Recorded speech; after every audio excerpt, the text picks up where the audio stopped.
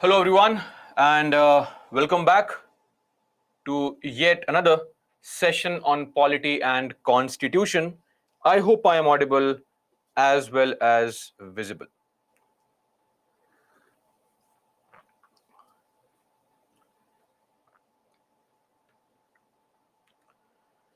Great, audible and visible.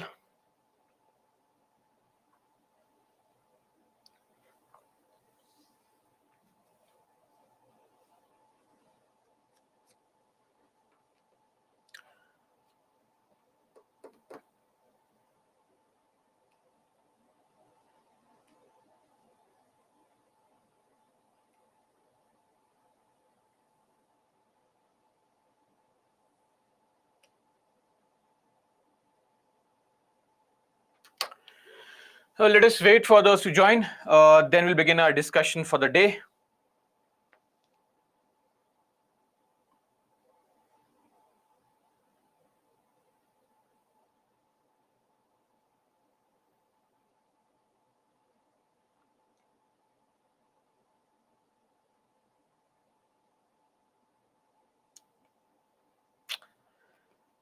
Okay, in the meantime, we'll do a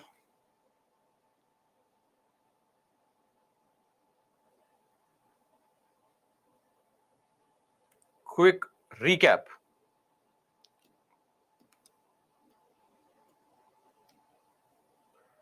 of what we studied in the previous class. So, in the previous class, we had taken up for discussion the concept of course, fundamental rights, but we're looking into the discussion on Article 19. Firstly, we saw the constitutional bodies like NCSC, NCST, NCBC, and then we looked into understanding Article 19, all the limitations under Article 19, contempt of court, defamation, sedition, UPA, right? Then Article 20, Article 21, and Article 21 capital A.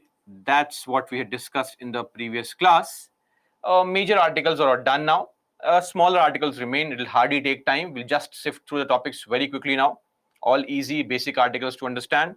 So that is what remains, the remaining fundamental rights and DPSPs. Hopefully, we'll be covering both of them today. And then in the last class, that will be on the next Saturday, early morning, we'll be done with our remaining topics like the preamble, official languages, fundamental duties, etc.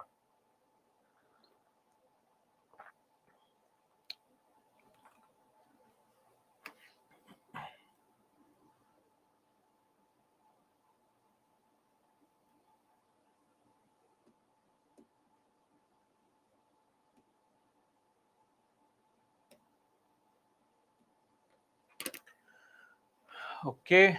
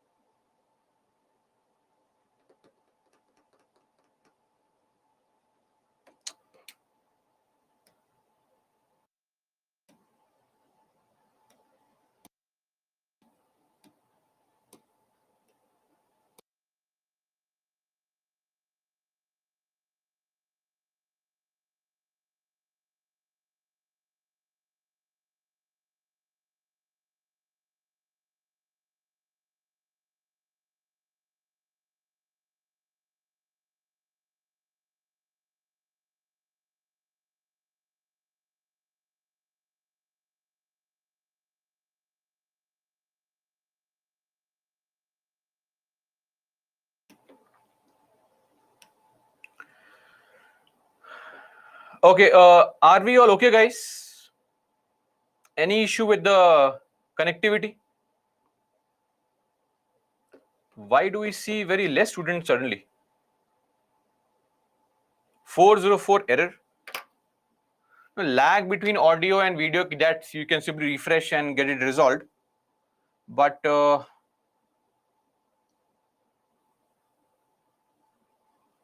what is the error that is coming?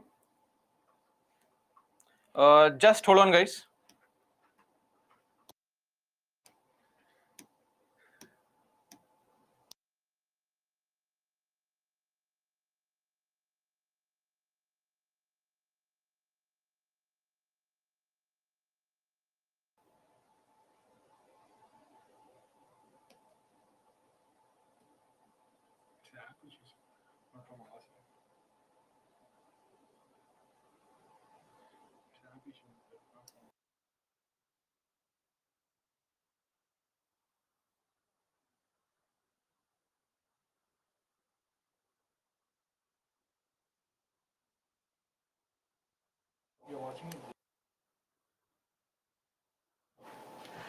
Okay, guys, I believe there may be some issue with the app. You can use the website and join.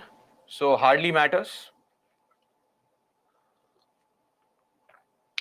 Shruti, so it is easily connected via web. Okay, great.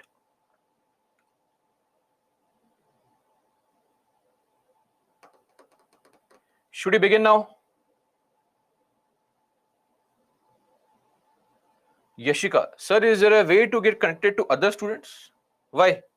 Why do you want to get connected to other students? What is the need and concern here?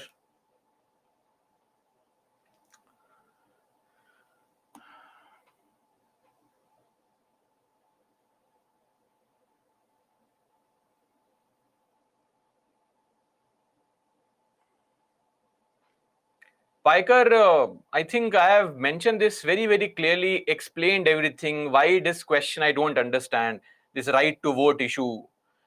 The website simply copies UPSC's answer. I have given you every detail. Why to discuss the same thing again and again? It serves no purpose. You see the video, I have given you the continuous Supreme Court judgment timeline also. Feel free what you want to believe, is all I'll say. Let's not get involved in all this nonsensical thing, what is mentioned there and all. I have told you very clearly what is a reality. If UPSC has gotten something wrong, we can do nothing about it, right? Let's end that discussion for now and forever. Okay, so let's begin now, guys. Let's connect through the web page. There will not be any issue as others have done. Moving on, beginning with our first 5 questions for the day. Should we start?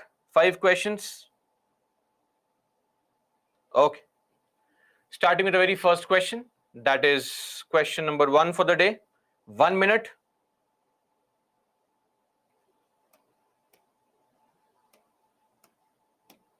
Please mark your answer.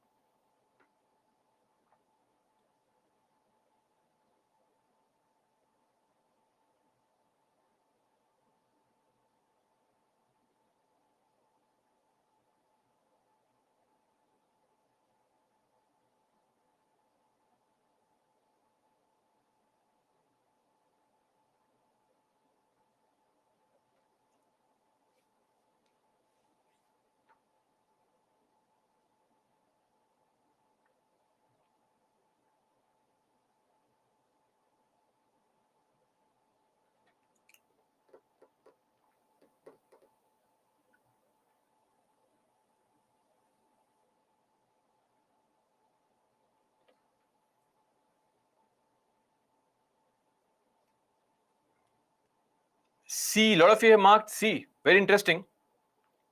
Consider the following statements with reference to the Constitution of India. Did we not discuss this in detail that the Constitution does not provide for ways to acquire or lose citizenship after? It only provides for it before. Are we clear on this? 1 is wrong, 2 is correct. It empowers the parliament to enact a law to provide for citizenship, which is Article 11. So 2 is correct, B2 only. Okay. Moving on to the second question. 1 minute of time, sufficient time. Please mark the answer.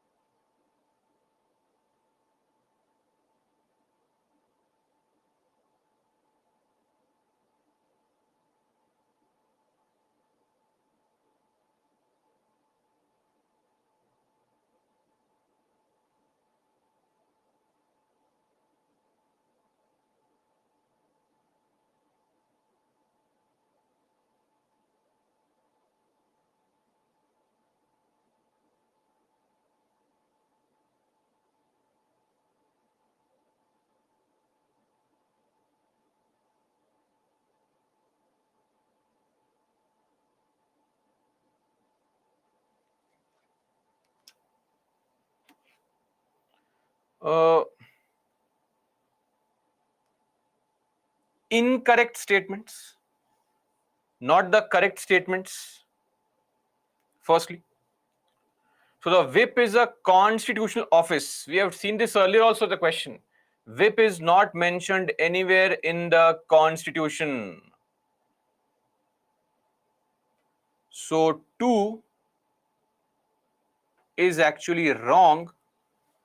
The speaker can only act on complaints and cannot take suo motu actions. Of course, if somebody complains, only then will the speaker be able to take an action on anti-defection law. Otherwise, on their own, they simply cannot. So 1 is right. The question says incorrect. So B2 only is the right answer. Okay. Just wait, guys. Just a sec.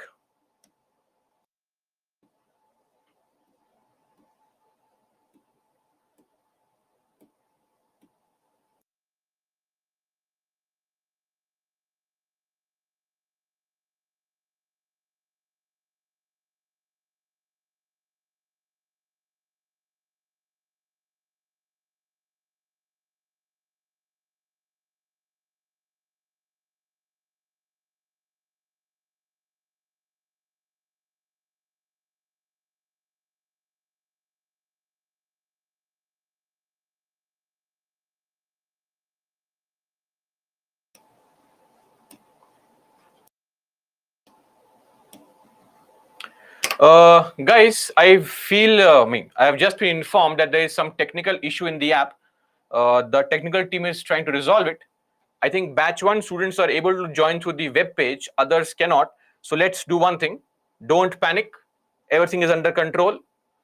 We'll not miss anything, right? So let's just calm down for 5-10 minutes. We'll get back after 5 minutes with an update. Till then, listen to some music or some bhajan or whatever floats your boat. But we'll get back in around 5 minutes, refresh, and then we'll start. Okay.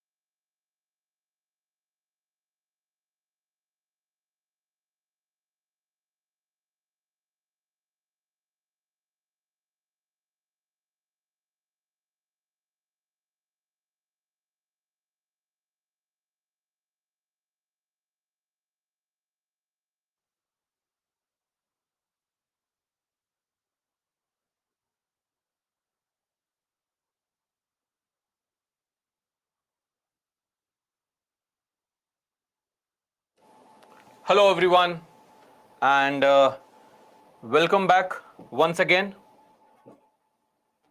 Am I audible? Okay.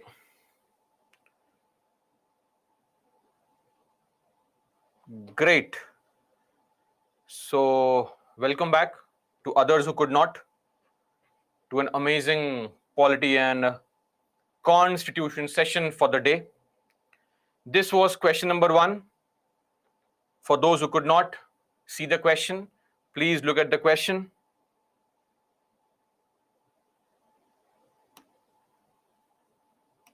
Let us again start from scratch. It's okay, some errors happen, apps crash, life is tough, things may go wrong. Don't worry, everything will be okay. Just calm down. We'll start from question 1. I gave no information, nothing which was secret. Aarti, only English, sir, not Hindi. Okay, ma'am, I'm speaking only in English, not in Hindi.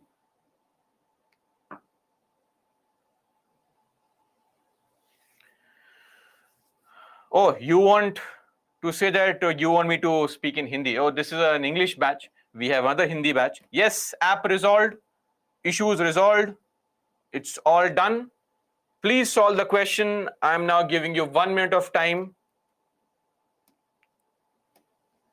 to solve this very difficult question for which a lot of you did know the answer.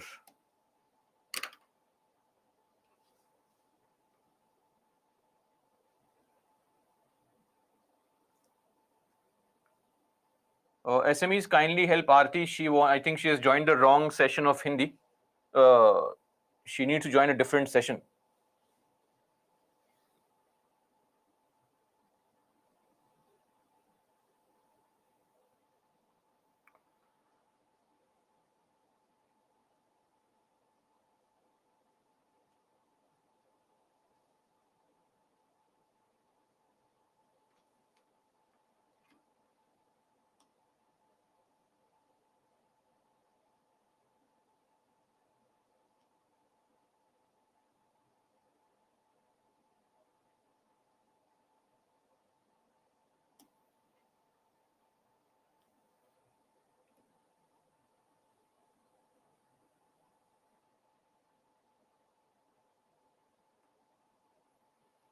Okay, a lot of you marked the correct answer. So the question says, as we had discussed earlier as well, the question says, with reference to constitution, we know very well, as far as the constitution is concerned, it deals with the problems of acquiring or losing citizenship before and not after the commencement of the constitution. So 1 is wrong. 2 is of course correct. 2 is Article 11, right? So 2 is correct. B, 2 only is the right answer. Moving on to question number 2. Simple, straightforward question. 45 seconds should be sufficient. Please mark the answer accordingly.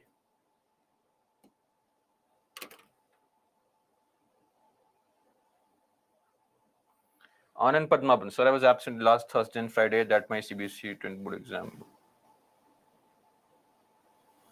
Very good, Anand Padmaban. We have an All India topper in Malayalam. Full marks in Malayalam. So hopefully you'll take Malayalam literature as your optional subject and get a good score in UPSC also.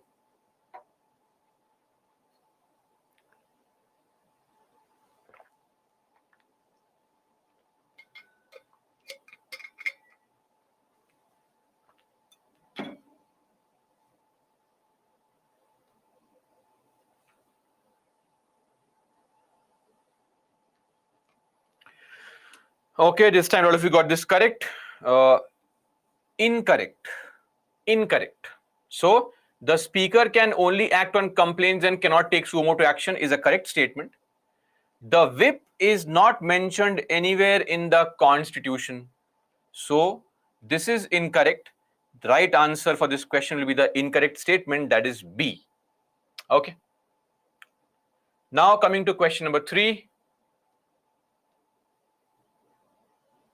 We don't know all the things, but we know a few things. That should be sufficient to solve this question. So please just relax, look at the question, and your purpose is to solve the question, get the answer.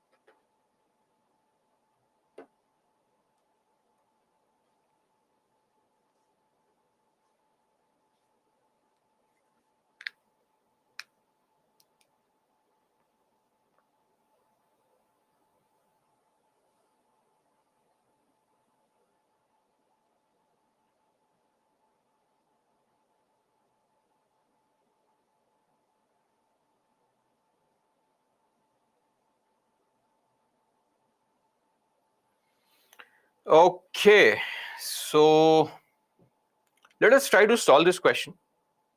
61st Amendment Act, what was this? Voting age. 102nd Amendment Act, what was this?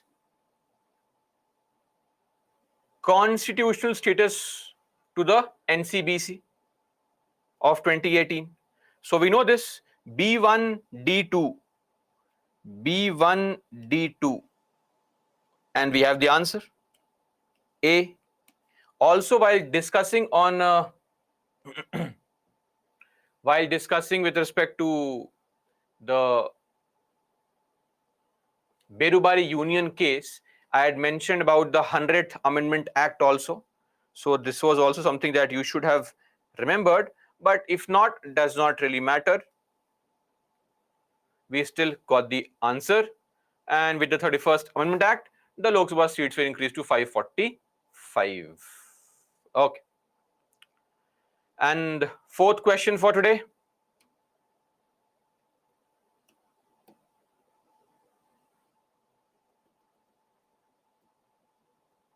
Again, read the statements carefully, then mark the answer.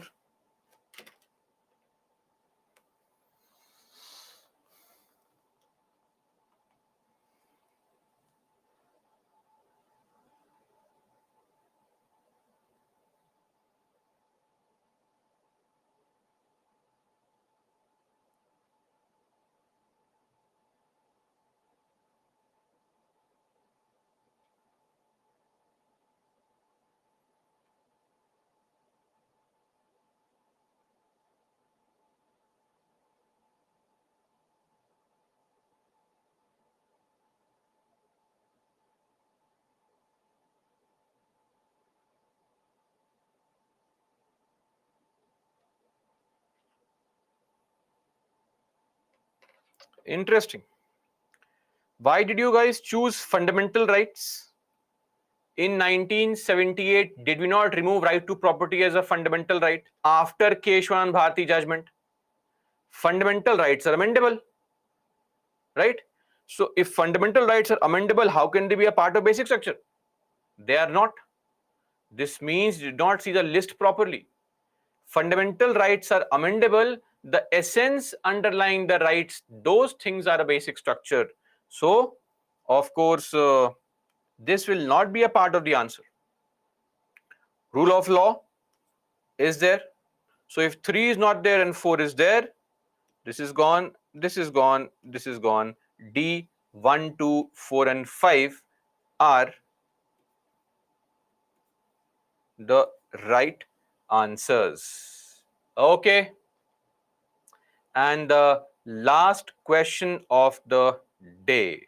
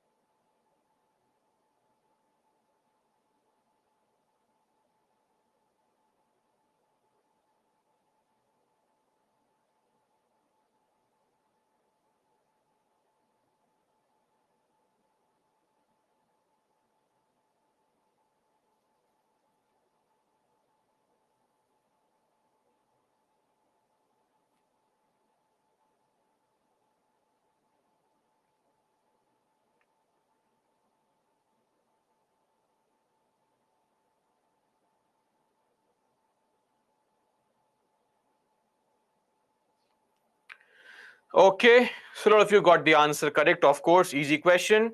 Disqualified legislators can never contest. There is no such provision because everywhere is a maximum limit. Disqualified for 6 years, or maximum 6 years, or 5 years, or 3 years. So there is always a limit of disqualification. There is no provision that you can never contest. That is wrong. So one is wrong. Remove this. 3 has to be correct. Let's check 2. Disqualification cannot apply if the offense is a petty offense inviting punishment of less than 2 years. So petty offenses not mentioned under 8.1 and 8.2, which is under 8.3 of RPA 1951. Do you remember this RPA 1951? So petty offenses are the ones which are not covered under 8.1 and 8.2.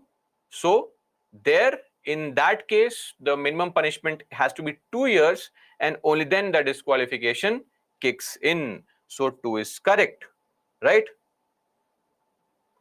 And third one is of course correct. Offenses mentioned in section 8.1 of RPA 51 will invite disqualification even for conviction without a sentence. So 8.1 PCRA, PCA, all these NDPS Act, there is no need for any punishment. Mere conviction is sufficient to invite a disqualification. 3 is also correct.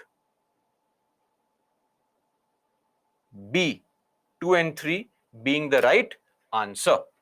Okay, that's it. We are done with the questions for the day. Around 15 minutes late. We usually finish at 5:20. It's 5:33 now. So you'd want to see the leaderboard also. So look at the leaderboard. Some of you crossed the 5 barrier mark because you answered multiple times. So XY I think is Aditi, Baldev, Sudish, and Simran. Then we have Annie, Sai Dinesh, Prasad, Ravi, Shobit, Rukmini Nayak, Alisha Arora, Sahil, Natarajan, Sneha, Bhumika, Chandita, Shivaji, Saurabh, Abhishek, Uddhav, Sulekha, a lot of you who had the advantage of knowing 2 questions, I believe.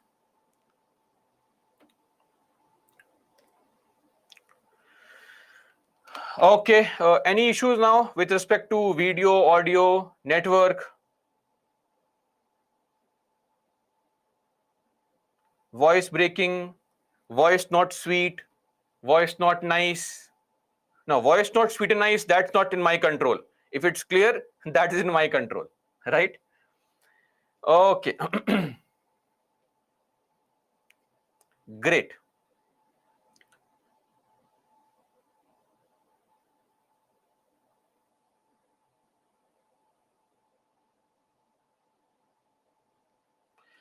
Now, let's begin our discussion on the fundamental rights,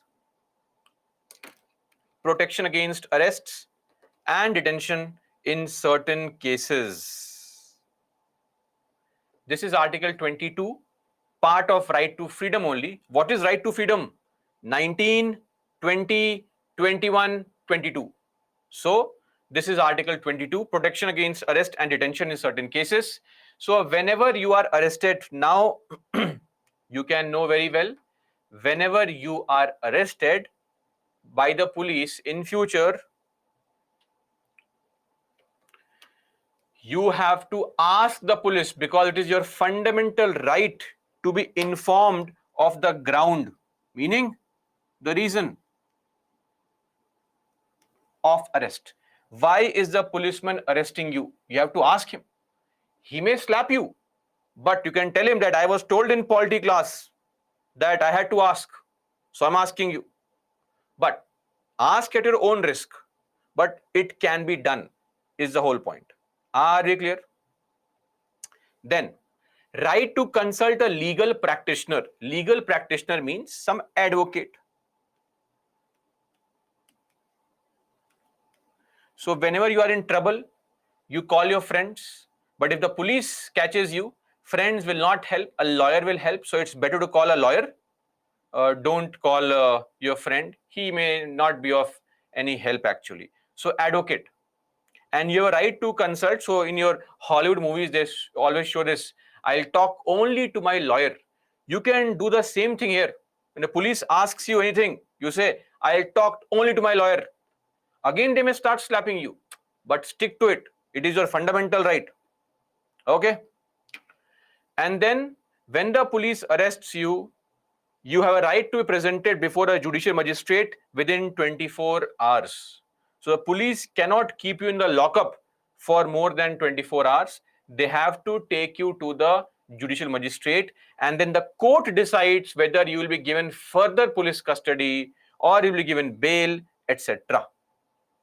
Clear? These are the three rights everybody has, but some people do not enjoy these three rights. Any person who is an enemy alien, I hope you know what is an enemy alien.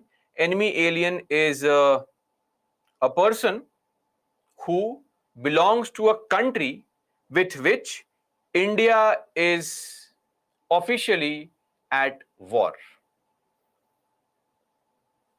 Okay, enemy alien. So enemy aliens will not get this right. They can be arrested. They will not be informed also maybe. They may not get a lawyer also. That is possible.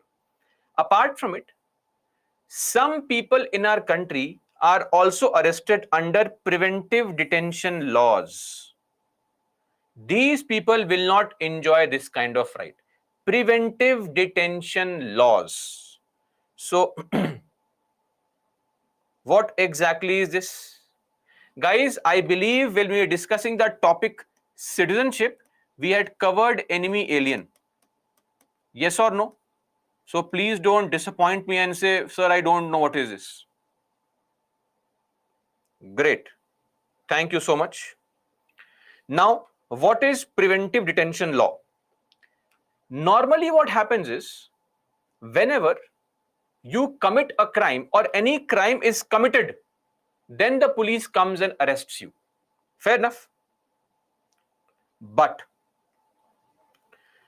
whenever a crime has not been committed and then the police comes and arrests you, sounds strange, but is sometimes required. What if, and think of this simple example. Let us say that, especially in our childhood days, when our parents used to go out station, leaving us, or our moms used to go out for long periods of time, they would beat us beforehand only so that we behave properly in their absence and then go out. What is that? Preventive behavior. To prevent us from committing any crime or misbehavior, we were thrashed beforehand so that we are calm. Okay, so that is with respect to preventive detention. Same thing here. If you have a checkered past, you are a history cheater, you are somebody who is known to get involved in such activities. Let's say you have in the past given some hate speeches and some communal rights break in your city. The police will come and arrest you. Why? Because they know that this person has a history of giving these kind of statements. So arrest him or her before he commits a crime. Preventive detention. Imprisonment of a person in anticipation of a crime, before a crime is committed. Okay, that's it. Now,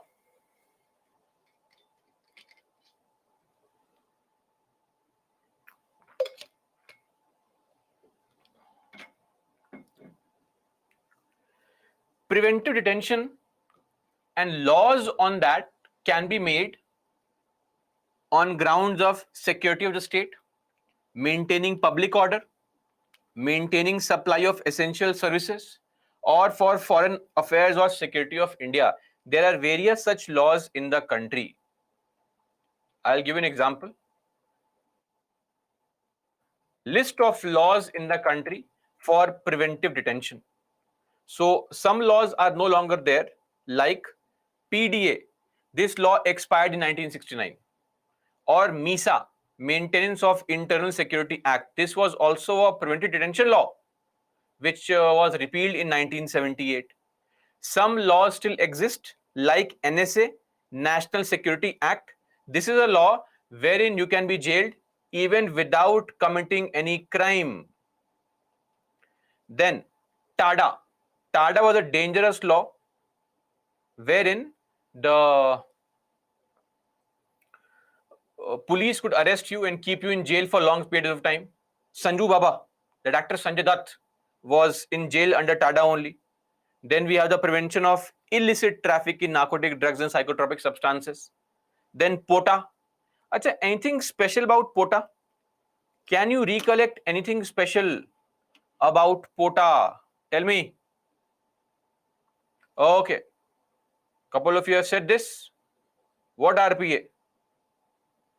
What UPA and all? What sedition?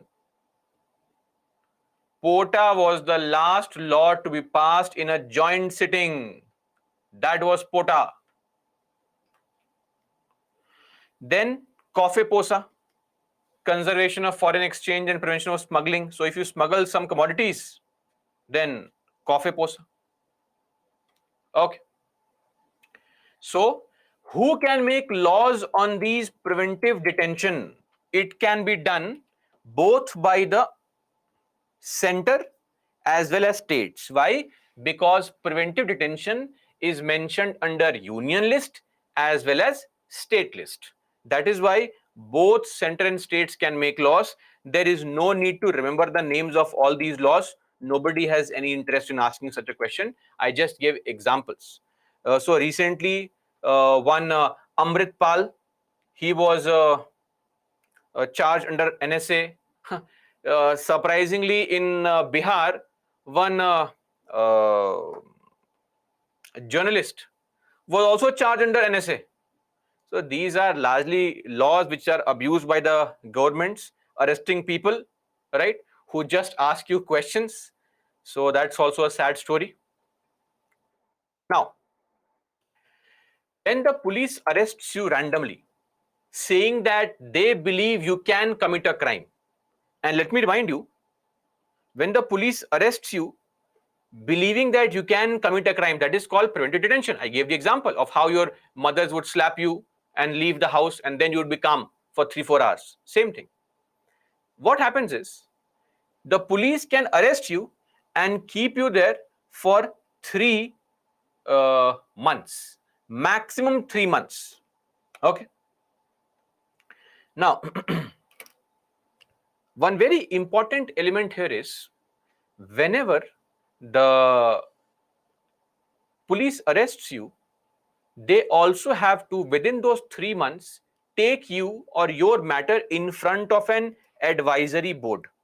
This is a judicial advisory board because it comprises of members who are or who were or who are qualified to be a judge of High Court. This advisory board can allow for further detention or can ask the police, no, go to court, file a case. Are we clear on this? So no person can be arrested and be kept indefinitely. The time frame is 3 months. Within 3 months, the police has to take your matter in front of an advisory board. Now the board will advise what is the next step. And maximum, if the board says, yes, continue to arrest the person, maximum imprisonment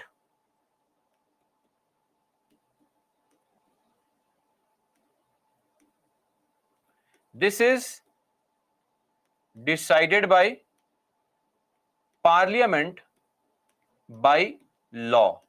So every law has a different maximum period. For example, under NSA, National Security Act, the maximum period of detention is 1 year. Under a law called Public Safety Act of 1978, this is 2 years. For 2 years, you can be kept in police custody without even being told why you are arrested, without even being taken to court, without even being given any opportunity to get some kind of legal help for 2 long years. These are draconian exceptions. And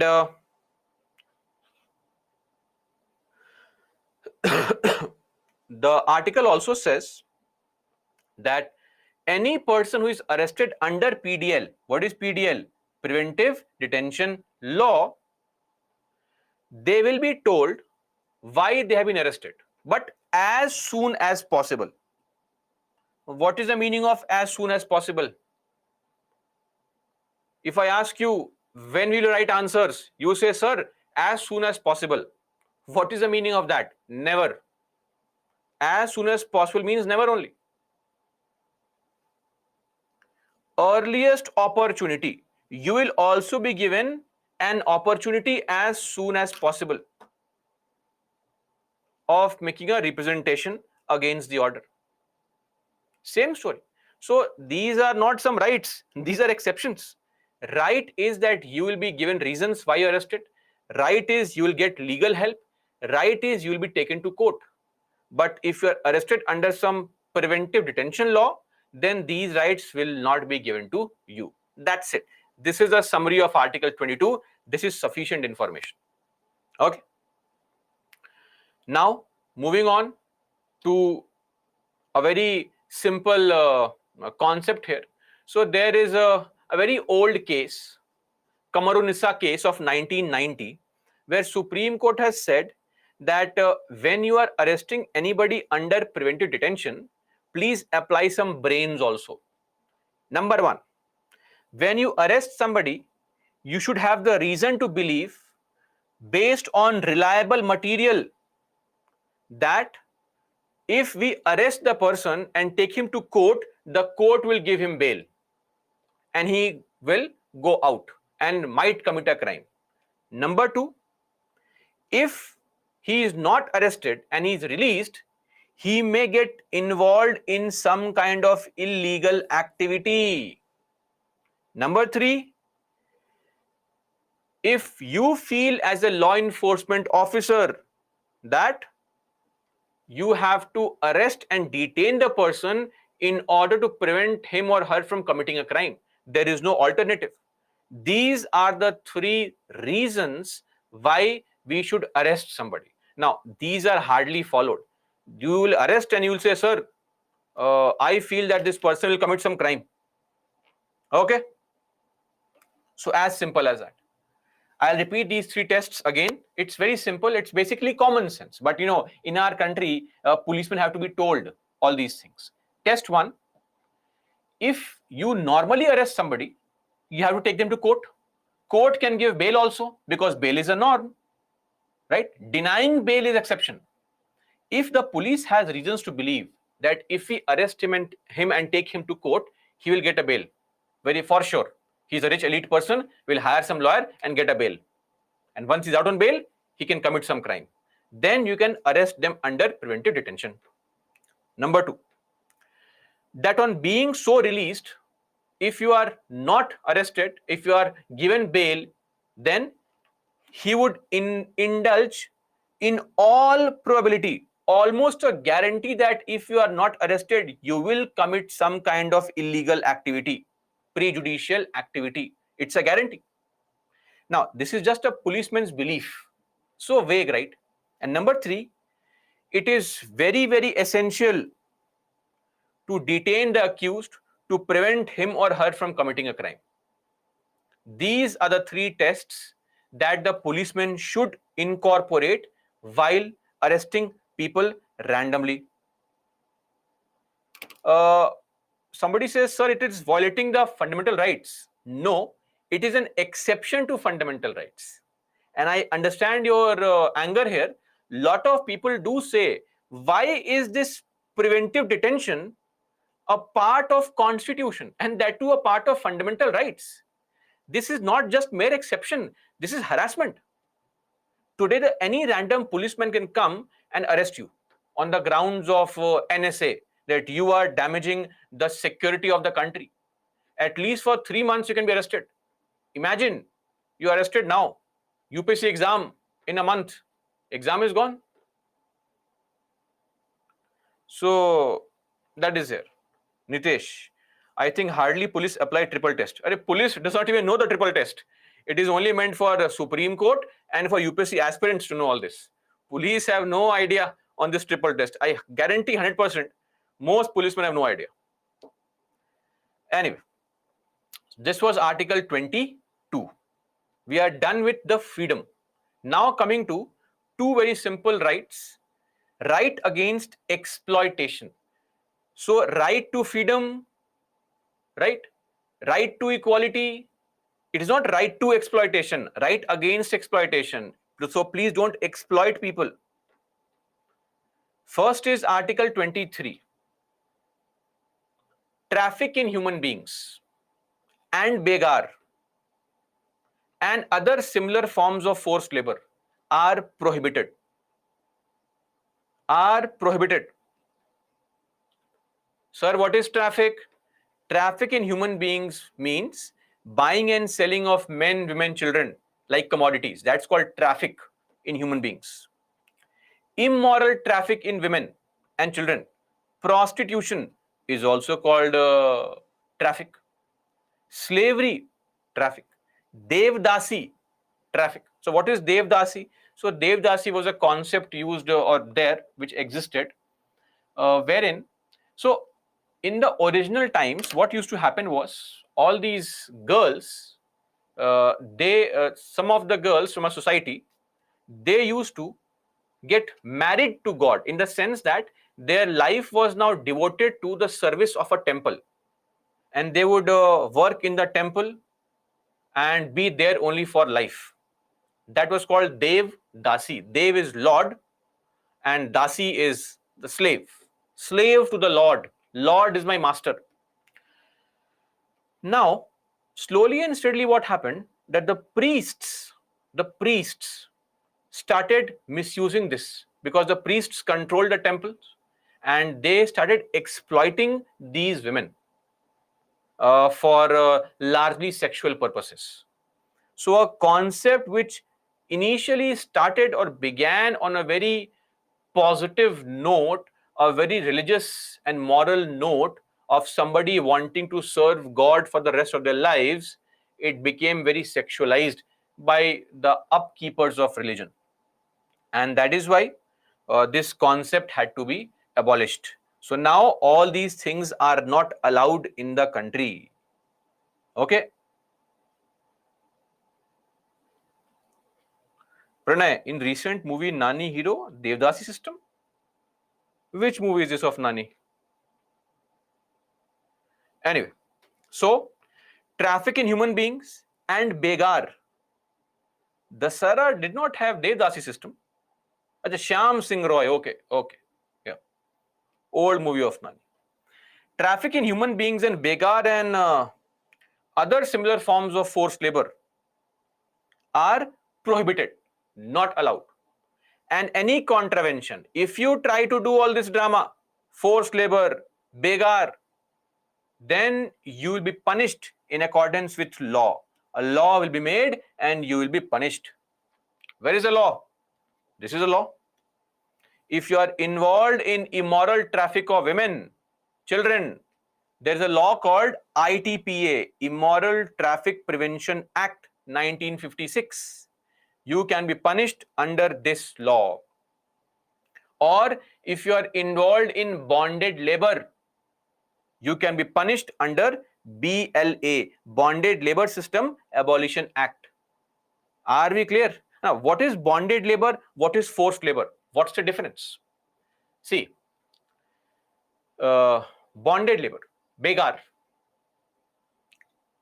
Begar basically means compulsory work without any salary, unpaid work. When your parents ask you, come on, fill the fridge with water bottles, fill the cooler with water, go and bring vegetables from the shop, that is actually begar, because you are being forced into work without any remuneration. Forced labor means you compel somebody to work against their will. You may give them some money, but you are compelling them to work against their will. Like you are studying here right now because your parents have compelled you that please come on, be something, do something in life. Forced labor.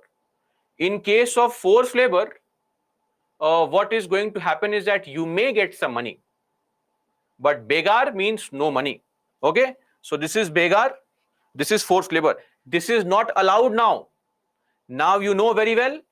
So please tell your parents from now onwards. Article 23, fundamental right of every citizen and people also in general. Please don't say all this. If you say it at your own risk, if you are thrashed, thrown out of your house, don't come to me that, sir, you told me. I am not telling you anything. Okay. Do it at your own risk. I declare begar forced labor. But one very interesting thing is that begar and forced labor will not be done by anyone, by any person. However, government can do it. Interesting. Nothing in this article shall prevent the state from imposing compulsory service. Are you getting this point here? State can impose compulsory service for a public purpose. How sweet. Now, any example? What kind of compulsory service can the state impose? The best example is conscription. Military service. It can enforce a compulsory military service. Some kind of relief work, right? Various countries do enforce military service. If you are, so you are born in India right now, if you are born in Algeria, Iran, Angola, Israel, Chile, Cuba, there you have to have compulsory military service. For example, all those people who watch all these movies of Marvel, DC and all, you know this actress Wonder Woman, Gal Gadot. Gal Gadot used to serve in the Israeli forces because it's compulsory in Israel for every citizen to serve in the military force. So is South Korea. I think some BTS member is going to be serving in the military now.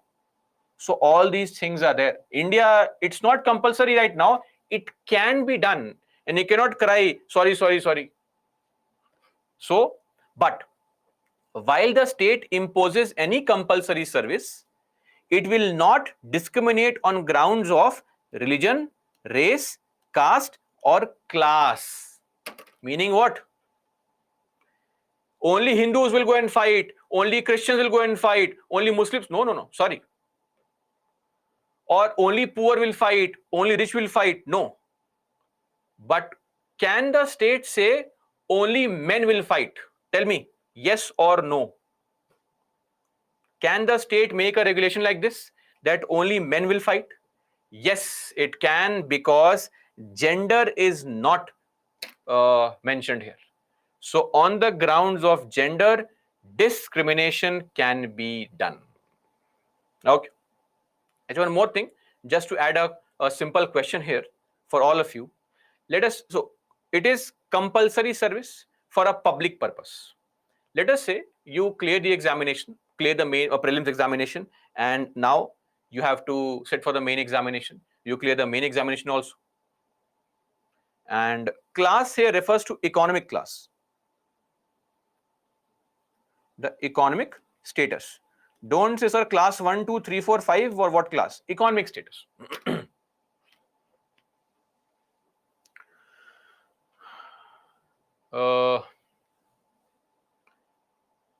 So as I said, let us say you have cleared the main examination also, and finally the day of interview has arrived. You have to go for the interview. Tomorrow morning is the interview. You get up in the morning, take bath after 3-4 months for the first time, wear your best kind of dress, Okay.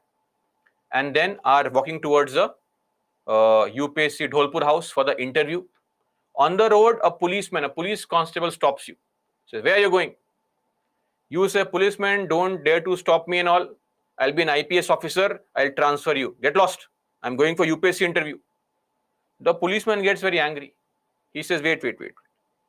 So you are preparing for UPSC? You say, yes. Have you read Article 23? You say, yes, of course. Clause 2? Of course. Do you also know that state can impose compulsory service? Yes. For a public purpose? Yes. The policeman says, am I state? You say, yes, of course you are state. Under Article 12, Ajay Hasia case, police is also a part of state. Now the policeman says, I am issuing an order to impose compulsory service. You please clean the drain right now. The drain on the side of the road is clogged. Enter, clean the drain, sweep the street, and then go. Can the policeman issue such an order? Mind you, this is a public purpose.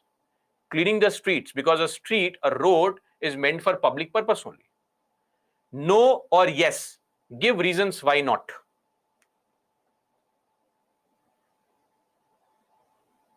NCBC complaint. Why will you go to NCBC for complaint? Higher authority only. Oh.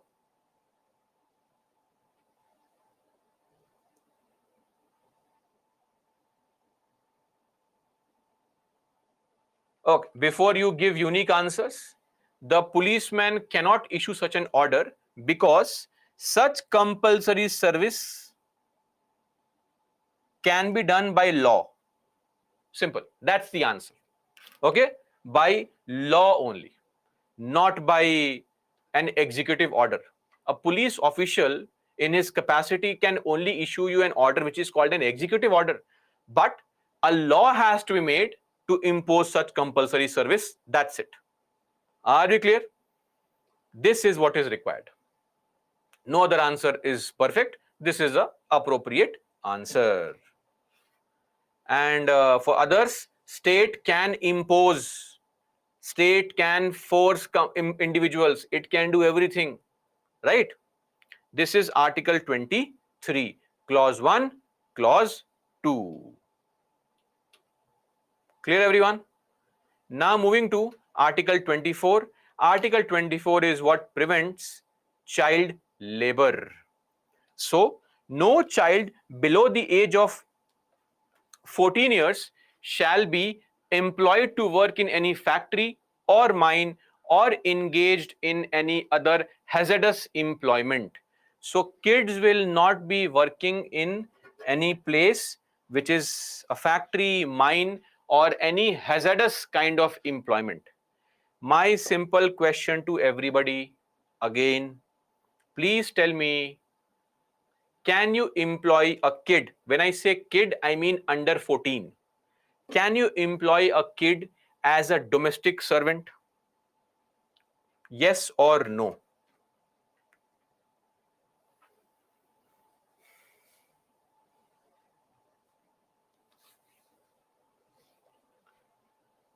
So for all those people who are saying yes, you will be shocked and surprised that you cannot employ a kid as a domestic servant, not since last year or last 5 years, since the last 17 years.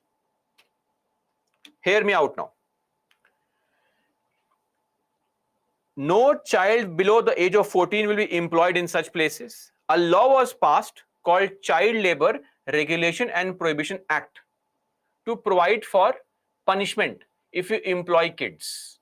So originally the law banned employing kids in 18 different occupations like mines, minerals, matchmaking factories, all these areas. In 2006, this law was widened, and now the kids were banned from getting employed as domestic help, roadside dhabas, tea stalls, spas, restaurants, hotels, etc. And in 2016, this law was further modified, and now kids are not allowed to be employed anywhere. You cannot employ a kid under 14 in any occupation. There are two exceptions. One is a family run enterprise, meaning if let us say a kid's father, mother, unmarried brother, sister, etc., they are running some vegetable shop. After the school hours, the kid can help the family. It should not impact the studies. Then number two, audio visual entertainment industry, cinema, these TV. Of course kids are employed there. In fact, it's a very important and crucial element. Otherwise kids under 14 will not be employed anywhere. Okay, not allowed. Not allowed. So what is the punishment? The punishment can be a jail sentence for 6 months to 2 years, and a fine can also be imposed, which can range to as high as up to 50,000 rupees. And one more thing, in 2016, one more category was created called adolescents. Adolescents are people between 14 to 18. They are prohibited from employed employed in hazardous occupations. What is an example here? There are three kinds of occupations called hazardous: mines, explosives, and inflammables. These industries are called hazardous. For example, coal industry, iron ore industry, paper industry, all these things, glass, bangle making, matchwork, firecracker industry, all these are examples of hazardous industries. There, even kids under 18 can't be employed. Forget under 14, because it interferes with their right to education for under 14. That is why. Now, let me also tell you one more thing.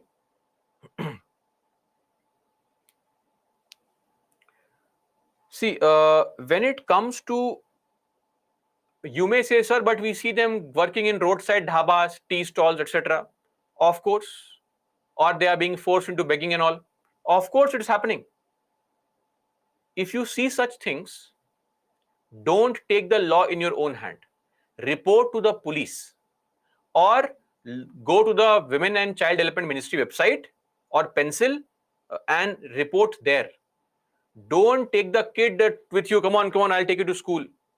It is very dangerous, because it happened once a few years back. I had taught this topic. I had told a lecturer also that no, it's a moral responsibility that if you find something wrong happening, report to authorities. So one student came to me after a few days and said that, sir, you told me that it is our moral responsibility. I actually caught the kid who was begging. I asked him, who is forcing you? He pointed at, there is one uncle who forces me to beg. I was dragging him, come on. And he started shouting, kidnapping, kidnapping. The public came there. So it can be risky. Please don't do all this on your own. Report to the police. Okay. Don't be some hero or a heroine, whatever. Please. But if you find something wrong happening, you simply report to the police.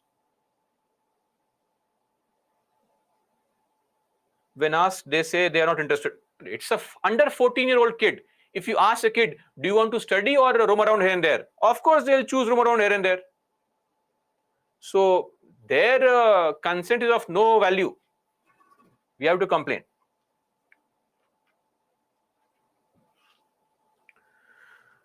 Okay, you simply go on the Women and Child Development Ministry website and you can respond there. Now, a question which came in 2017. Please solve this question. Very simple, very easy question. 45 seconds should be sufficient. Bhumika, if police refuses to take an action, go to the higher authority, go to the court, write an article in the media, upload on social media.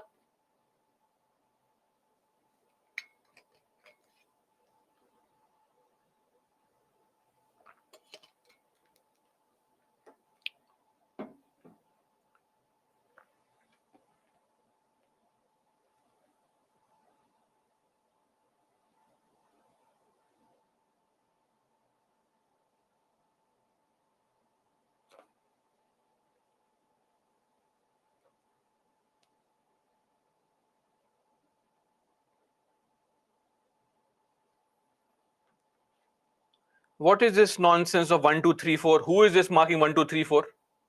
I told in the previous class also, right against exploitation means which group of articles? Which is right against exploitation? 23 and 24. Why are you choosing other articles?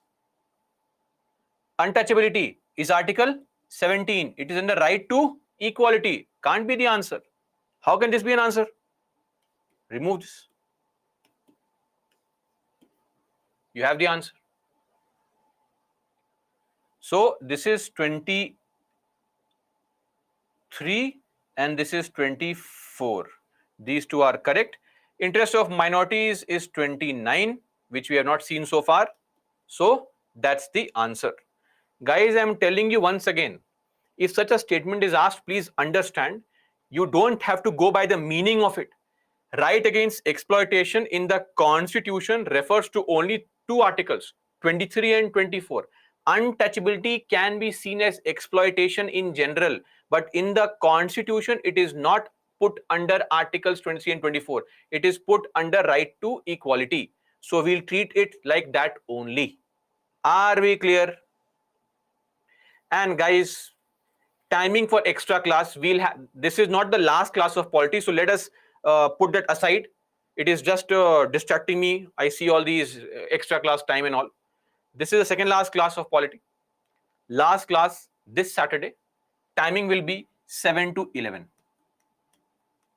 If we are able to finish early, good for us. This is the timing for the extra class this Saturday morning, 7 to 11 a.m. Are we all okay with this? Okay. So now please focus here, no distractions. We will not need 4 hours, so I'm just telling you that please take out 4 hours of your life.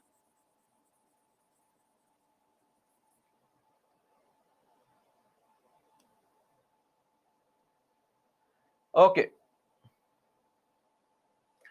Abhiraj, if child has no parents and he faced many food issues, we have things called child care institution in the country.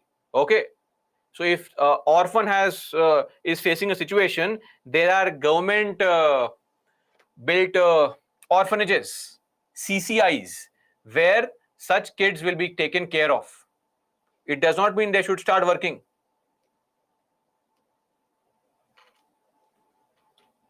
Now comes the next group of rights, Articles 25 to 28. Before this, I normally ask a question.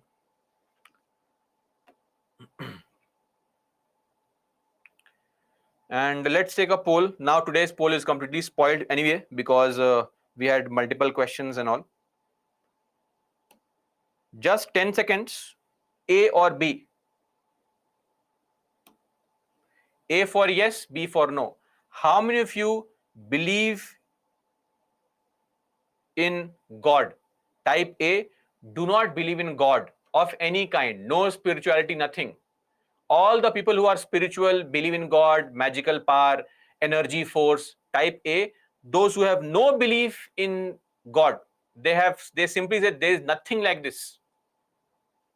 Type B. So there is no right or wrong answer. You just have to take the poll.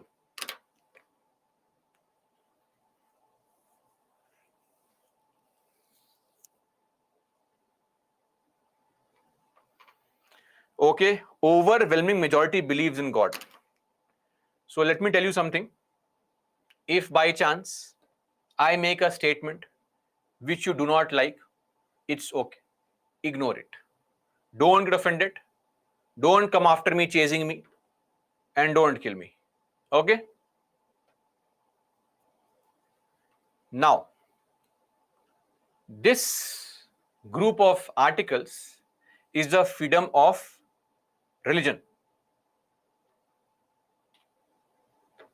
25, 26, 27, 28, meant for everybody. Article 25, freedom of conscience and free profession, practice and propagation of religion. This is the article. So very interesting. Normally, when we see an article, the fundamental rights, they give us the rights first and then impose restrictions. This article is reversed. It says, subject to public order, morality, health. Before anything, they have not given us anything and they are imposing restrictions only. What is the restriction? Public order, morality, health, and to other provisions of this part. Which part are we talking about? Part 3. What does this mean? This means that every provision of the fundamental rights acts as a restriction on your freedom of religion. So freedom of religion has been given a slightly inferior position to other rights of part 3. I hope this point is understood, that you can enjoy your religion. It should not come in the way of disturbing public order, disturbing morality, disturbing health. Okay. Now everybody has a right to what? Freedom of conscience, right to freely profess, practice, propagate religion. Okay. Now, what is the meaning of freedom of conscience? Conscience means in whatever form or manner you want to shape your relationship with God, you are free. You believe God is in the books, good for you. You believe God is in the parents, good for you. You believe God lies in some religious place of worship, good for you. You believe that God is in the person you love, it's okay. We have no concern. You talk to God, God talks to you, you telephone the God, God responds to you. It is your personal problem. We have no interest in knowing. You are free to mold your relationship with God in any manner you want. Are we clear? Number 2, you also have a right to profess your religion. Profess means to proclaim your religion. How do you proclaim your religion? There are firstly various visible manifestations. Okay. If you are, say, a Muslim, you wear a skull cap. If you are a Hindu, you may wear maybe some kind of tilak. If you are a Sikh, you have a turban. So there are various visible symbols which represent your religion. By wearing those symbols, carrying those symbols, you profess, proclaim your religion. So you have religious marks, not remarks, marks. So by wearing those things, you claim that you belong to certain religion. So you are free to claim your religion. Nobody is stopping you anywhere. Okay.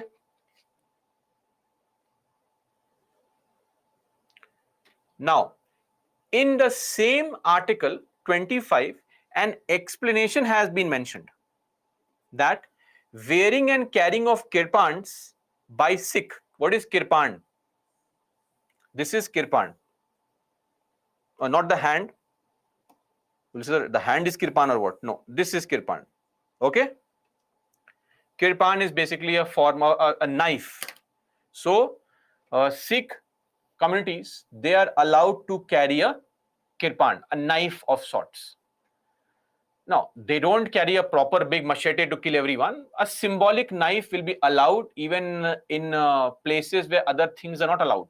So let us say you are carrying a nail cutter at the airport, and in the nail cutter you have all these, bottle openers and a knife. That knife is something which cannot be used to cut anybody, but still you cannot carry that in your hand luggage, right? A Sikh would be allowed to carry a similar kind of weapon or a kirpan, not a weapon per se, a kirpan, because that is a part of his or her practicing the religion. It is mentioned in the constitution as an explanation. Are they clear on this? So this is there. Then number 3, you also have the right to practice your religion. Practicing means carrying out your rituals. Whatever rituals you have which lead to fulfillment of your religious activity, you are free to carry it out. Please understand, it should not affect public order, morality, health. Killing of animals could be a problem. Human sacrifice could be a problem, right?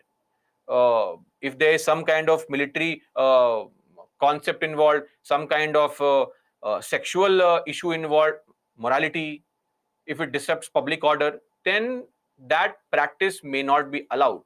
If it violates somebody's dignity, that practice may not be allowed. But otherwise, you are free to practice your religion, carry out your rituals. Okay. Then propagate.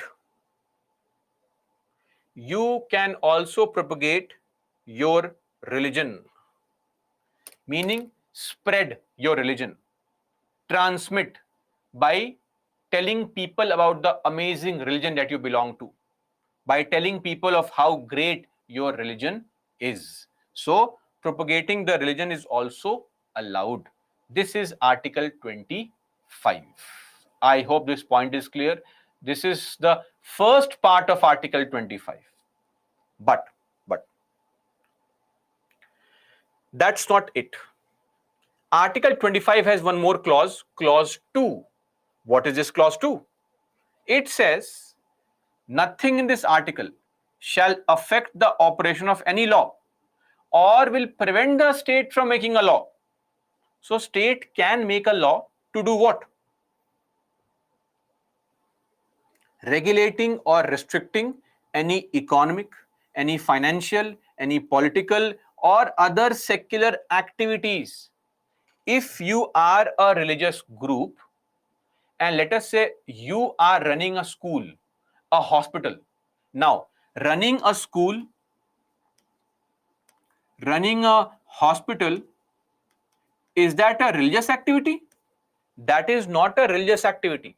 So the state can regulate the school or hospital. You cannot say, no, I am running this school or hospital, only godmen will conduct operations. Nobody eat any medicine. God will come and treat you. Sit there, wait. No, you can't do all that because it is a non-secular, it's a secular activity. It's a non-religious activity. Are you clear on this? And number 2, very important. Please remember this subclause, Article 25, Clause 2, Subclause B. State can make a law to provide for social welfare and reform. What is the meaning of social welfare and reform? What is the meaning of this? If in your religion there is any practice, any ritual, right, wherein if it is derogatory to a group, to an individual, that provision will not be allowed, will be removed. If in your religion there is any practice which violates the dignity of individuals, the state can make a law and remove the practice. So it is not about some kind of unlimited right that you have. State can make a law, interfere in your religion and can remove some practices. Are we clear? So please don't claim that in India, why is the state interfering? State can interfere. It is allowed to interfere. This Article 25, Clause 2, Subclause B allows the state to interfere. This is what is the summary of Indian secularism. Indian secularism is different from Western secularism. We'll come to it shortly, because in India, we can interfere in your religion. Now, apart from this, social welfare and reform, the state can also throw open Hindu religious institutions of a public character to all classes and sections of Hindus. That can also be done. The state can say, come on, all the temples of Hindus open for everybody, because the scheduled caste person, uh, these categories were largely denied temple entry in various places in the past. So for that, and here also explanation is there. Hindu here would mean a Sikh, a Jain, or a Buddhist. Of course, a Hindu. So Hindus would here include Sikh, Jains, Buddhists apart from Hindus. This is Article 25. Normally, denial of temple entry was largely with respect to scheduled caste people only. So the word Hindus is there, not Christians and Muslims. Though we now know very well that there are various such denial of rights to people in other communities also. But at that point of time, it was not discussed much. Largely, we were focusing on the Hindu practices because most people in the country were Hindus. Also, uh, we can think of it as more of an Ambedkar's influence here.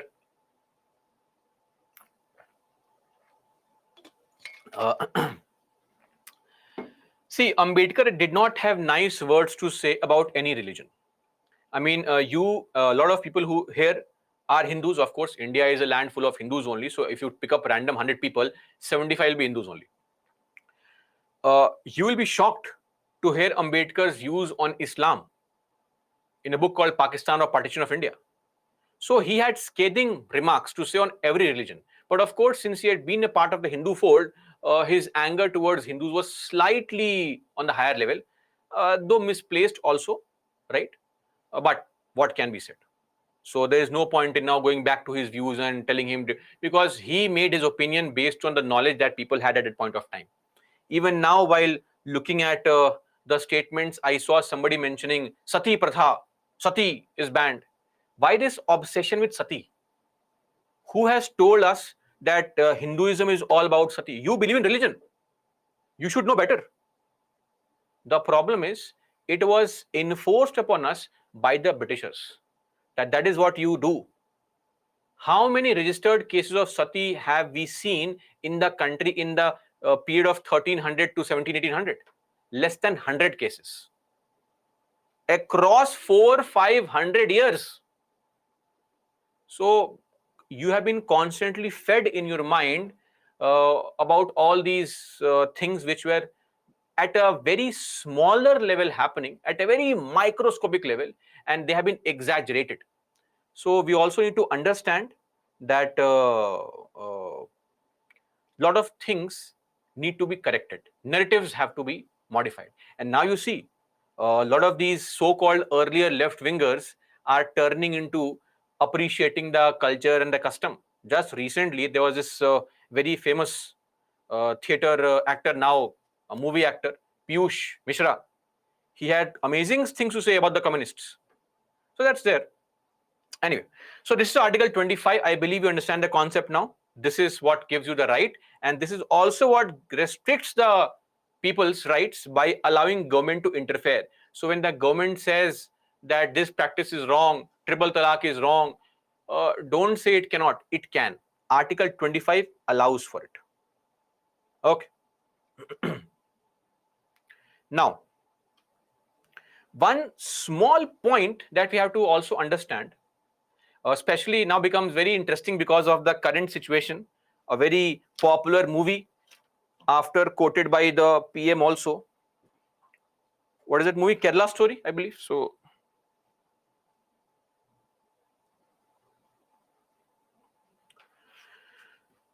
right to propagate and right to convert. My question is, Article 25 allows you the right to propagate your religion. Does it also allow you the right to convert other people into your own religion? So this matter has been discussed by the Supreme Court in 1977. There is a case called Stanislaus. Reverend Father Stanislaus versus the state of Madhya Pradesh, 1977. Basically, this case was about some anti-conversion laws in the country. So,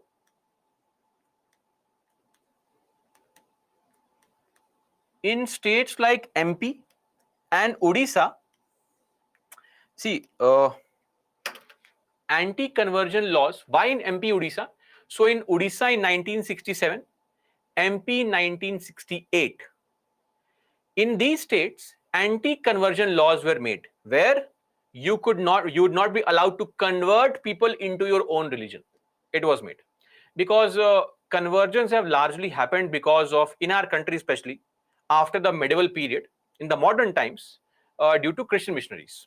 Okay, so see, that's a surprising part, that in most of these states, they especially, the Christian missionaries especially targeted people who were largely outcast amongst the Hindus, or the people of a tribal community who did not practice hardcore Sanatan and had their own beliefs.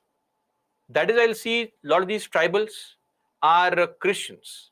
So especially in MP, Odisha, large parts of Northeast. So that is there. So in Odisha and MP, laws were made. These laws were challenged in the Supreme Court, in the High Court. MP High Court agreed with the law. Odisha High Court cancelled the law. Confusion happened. They went to Supreme Court. So Supreme Court 5-judge bench actually gave a judgment and said that right to propagate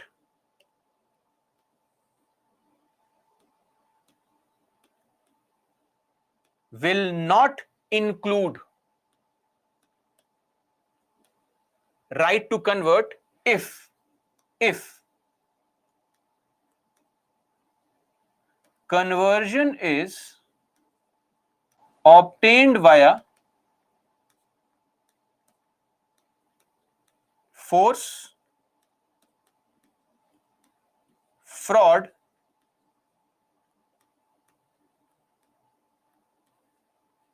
allurement. Force, fraud, allurement. What is force? How can you convert somebody forcefully? Maybe through physical torture, etc. Understood. What is fraud? How do you convert somebody by fraud? Maybe some emotional torture, drama, etc. What is allurement? How do you convert somebody through allurement? Bribing them, giving them some money, giving them some rice, wheat, food grains. That's allurement, luring somebody, or telling them, join my religion. If you join my gang, you'll clear UPSC. What is that? Allurement only. Now, the point is very simple here. Lot of people believe in religion here, but tell me frankly, if you believe in religion, is there any scientific test? I mean, you may say, sir, I have seen God, I have seen magic happen, but since you're also people who will be studying science and tech and stuff, and you have a rational mind, religion does not meet the test of scientific parameters. It's impossible to prove your religion, proving the religion, or proving the existence of God. That's impossible. It's your belief. So if I say today, join my gang, it's amazing, your life will change. Right now? No, no, no. After you die. That's the beauty of all religions. Because they all claim your life will improve after death. So nobody can prove it. It is as good as somebody else's belief. So practically, everything is allurement only. Right? This is a very weak kind of word. That is why this judgment is now under question, that we cannot have this. Also, imagine a situation. You are allowing people right to propagate their religion, spread their religion. But you are saying can't convert others. It is like telling the telling the Byju's marketing team. So I'm sure you must have all received calls from Byju's marketing team. So many calls, please join Byju's. I also receive calls, don't worry, to join Byju's. But the point is that if I tell the marketing team, guys, go and market the product, nobody should purchase it. What kind of nonsense is this? If I am marketing my product, the purpose of marketing is that people should purchase it. That's the whole purpose. So anti-conversion laws are very strange. But sometimes some laws, however strange, also reflect the realities on ground. Because in our country, conversions are not happening out of choice. They are not happening because today I went and read the religious books in Sanatan, or I went and read religious books in Christianity or Islam. I was brainwashed by a religious group. That's why I convert. That is causing a problem. You are paying somebody money to convert. And some people who are great people, Nobel laureates, given sainthood, there are allegations against them also. So it's not me saying it. Western people. Christopher Hitchens, who passed away because of throat cancer, he made these allegations against Mother Teresa, the organization called Sisters of Charity, that Mother Teresa's organization was involved in converting people at the deathbed. Dying people were converted. Where is the humanity here? So this is a problem. See, if you go to a poor person who has no food and you tell him, join my religion, take chapatis, he will say, of course, which religion? When? Today, tomorrow I'll join. His priority is not your God, his priority is his family. But you are taking the advantage of somebody's economic crisis and situation. This is a moral crime. This is ethical crime. That is why, because of this, we are now forced into bringing anti-conversion laws. So people and groups call upon themselves when they behave in such a fashion. That is why these anti-conversion laws are being brought. And now a lot of people justify it.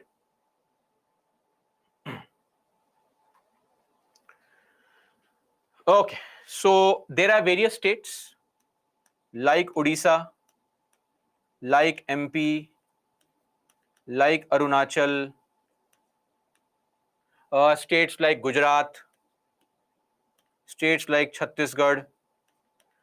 So Odisha in 1967, 1968, Arunachal in 1978, Chhattisgarh in the year 2000. All these states have made their laws.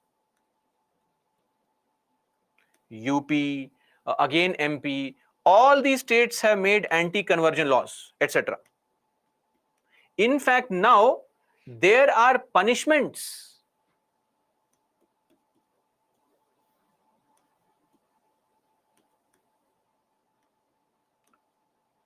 Punishments for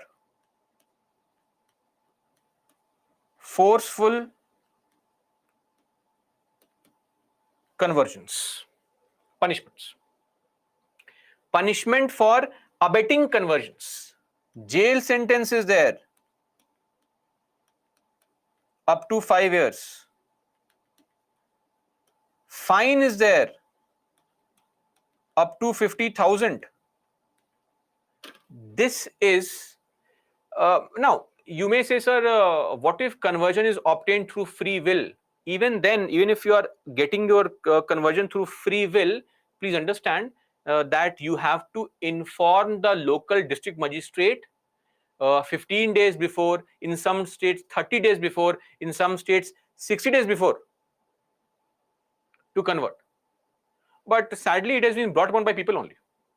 Now, a lot of you will not understand this idea of conversion because you belong to largely Sanatan Dharma. So in Sanatan, they don't have the concept of converting people. So you may not understand this idea. Because Indic religions don't really have any interest in you converting. It is a very open kind of system, right? So that could be a challenge for you to understand. But yes, a lot of Abrahamic religions do believe in bringing people in their fold. There's nothing wrong, but it should not be forceful. And we have to define allurement very clearly. What exactly is allurement? It can't be a vague word, allurement, right? That's a very vague word. So that's there with respect to right to propagate and right to convert. I hope this point is clear.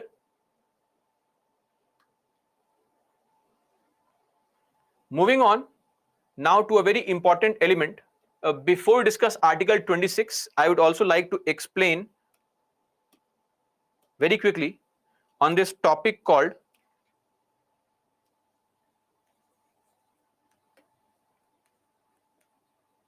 secularism.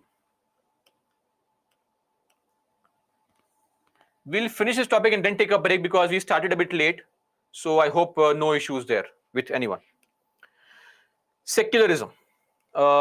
Secularism simply means, the most basic definition of secularism is separation between state and church. It's a Western concept. It's not an Indian concept. Okay.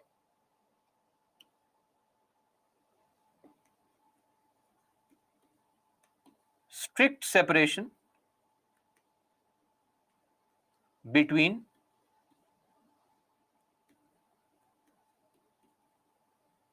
state and, so in the West, church simply is representative of religion. Strict separation.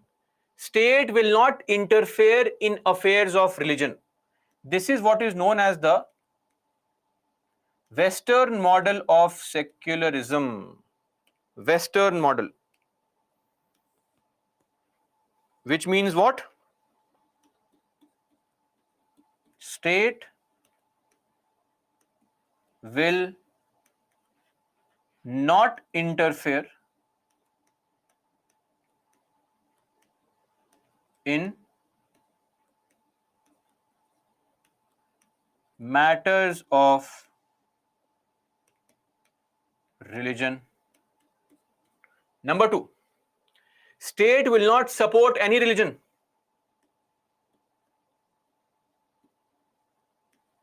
No support to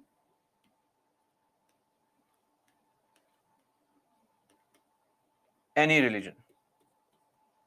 Number three, state will also not cause any hindrance. No support, no interference. It is your personal thing. You do it in your private space. Don't bring your religion in public. Okay, Western model. Now there's a problem. In such a situation, if within a religion, some dominant group is suppressing the rights of a non-dominant group, state says, don't come to me, that's your personal problem. Sorry, I can't interfere. If I want to practice my religion in public space, public sphere, you'll say, sorry, no, there only, in your personal home, don't come here with your religion, your symbols, your turbans, your hijabs, you keep it in your house. As a minority in that country, don't you think I will feel threatened that my symbols, my culture, my custom is not being appreciated? Because state is not protecting me also. And there are chances of a larger religious group dominating over a smaller religious group. This is not what happens in India. So Indian model is slightly better than the Western model. Indian model. So firstly, in the Indian model of secularism, there is an inter-religious equality. State has no religion. That is what we believe. State has no religion. We treat all religions equally. There is an inter-religious equality. We treat all religions equally. But the crux of Indian secularism is that same Article 25, Clause 2, Subclause B. What is that? That is, state can interfere.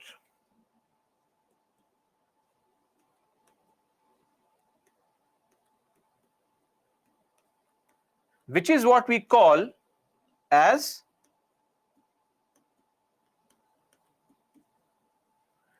principled intervention or principled distance. Both can be used, meaning what?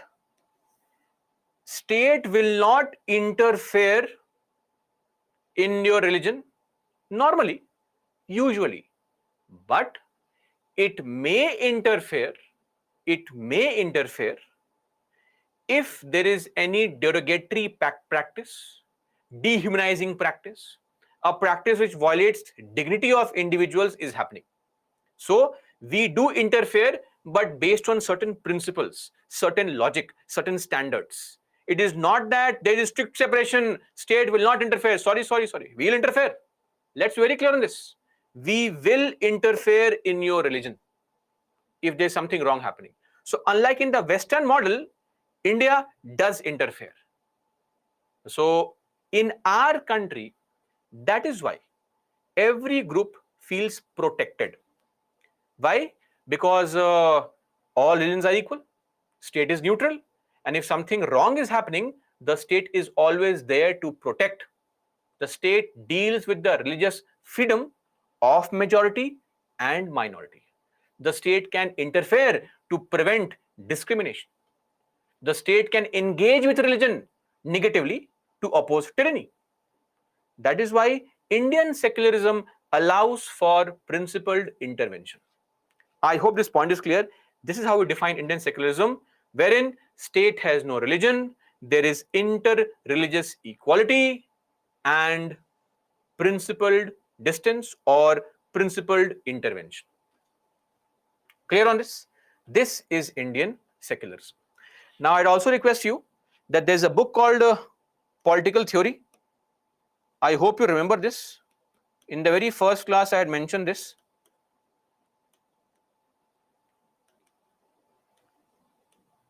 Class 11th. You must have read the book also by now because I had told you to read the book, right? There is a chapter 8 in the book which is on secularism. You can please have a look and read the chapter 3 to 4 times. So what I have explained is a summary of the entire chapter only. Okay, so please go through that book and read that chapter at the earliest, and other chapters also. It is not some generic kind of thing. You have to read that. It was it is very important. A question was asked, I had shown in the very first class on this very topic. Anyway, that's it. We are done with Article 25 and secularism. Moving on to Article 26. But let's take a break first. After the break, we'll look into Article 26 and we'll also discuss the issue of Sabarimala. Break till 7:05. Break, guys.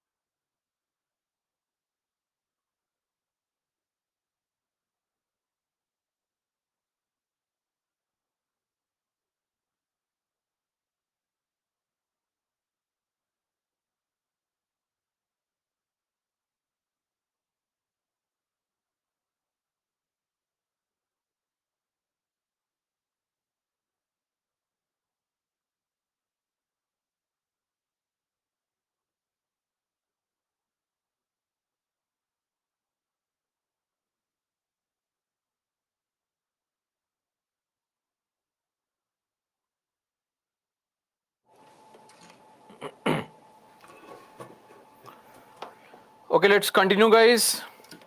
Welcome back.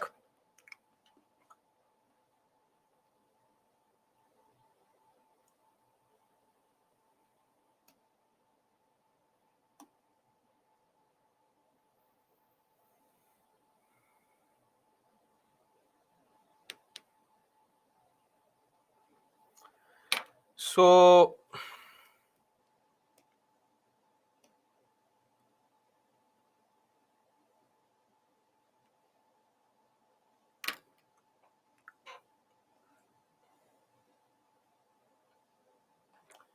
moving on to Article 26. What is Article 26? Article 25 is meant for individuals. Article 26 is meant for groups. It's a group right. One more thing, guys. You'll get a feedback form. So please fill up the feedback form. It's about polity only. So please fill up the feedback form. Also, we still have an extra class next Saturday. It does not mean that this is the last class. I'm telling you again. Okay? I want you to be present next Saturday. So don't enjoy your Saturday morning. Yes, coming Saturday, this Saturday. Today is Monday, Tuesday, Wednesday, Thursday, Friday, Saturday. Okay? So, Article 26. Now, coming to Article 26, as I said, Article 25 is meant for individuals. Article 26 is meant for groups. It's a group right. So, subject to same thing, public order, morality, health. These are restrictions. Every religious denomination, religious group, or any section of a religion shall have the right to establish and maintain institutions. Number two, to manage their own affairs in matters of religion. Please keep a note of this. To own and acquire movable and immovable property, and to administer such property in accordance with law. Look at this. Every religious group has a right to own and purchase property. This was a right which was violated in case of, what is this? Keshwanan Bharti Judgment 1973. Are we clear? Keshwanan Bharti's temple property was controlled by the Kerala government, and that is where he had originally gone to court in 1970. It was then that Indira Gandhi had modified the constitution in 1971, and the entire subject matter changed into the question that can the parliament amend everything. Anyway, I hope you remember basic structure, Article 13. So this is a group right, which brings us to a very important and pertinent question here, is the Sabrimala issue. So I don't need to explain in detail what the issue is all about. So we have this Lord Ayappa, right? Manikandan, which there's a temple which was constructed by Rajshekhar, the king, and we have a Lord there, Lord Ayappa. Lord Ayappa is a 12-year-old Lord, son of Vishnu in his avatar of Mohini, and Lord Shiva.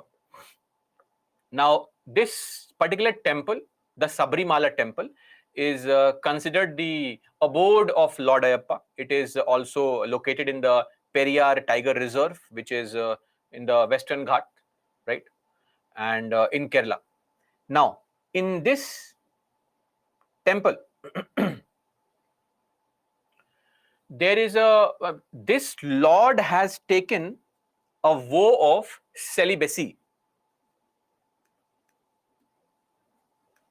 brahmacharya, nastic brahmacharya.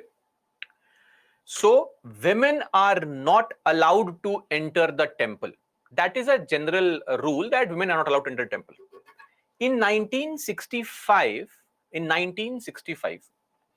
the Kerala government, mind you,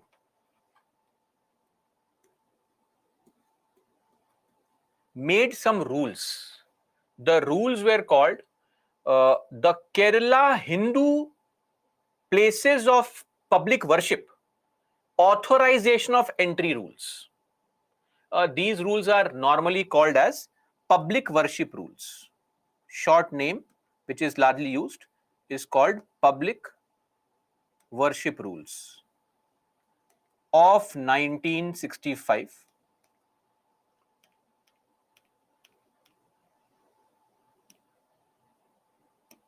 Okay. In this public worship rule, 1965, the Kerala government introduced a Rule 3B. This rule said that in the temple, women of the age of 10 to 50 will not be allowed entry. 10 to 50 years. Women. Denial of entry. I think this is all clear to everybody. This is basic information that you all know already. My question is, let's take a poll on this. What do you think? Should we allow entry of women in Sabrimala? A for yes, B for no. There is no right or wrong answer. So I am choosing any statement. A for yes, B for no.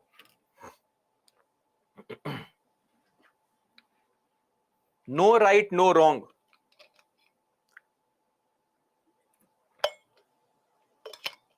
Okay, a lot of you have marked A.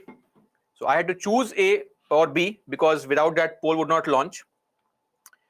Interesting.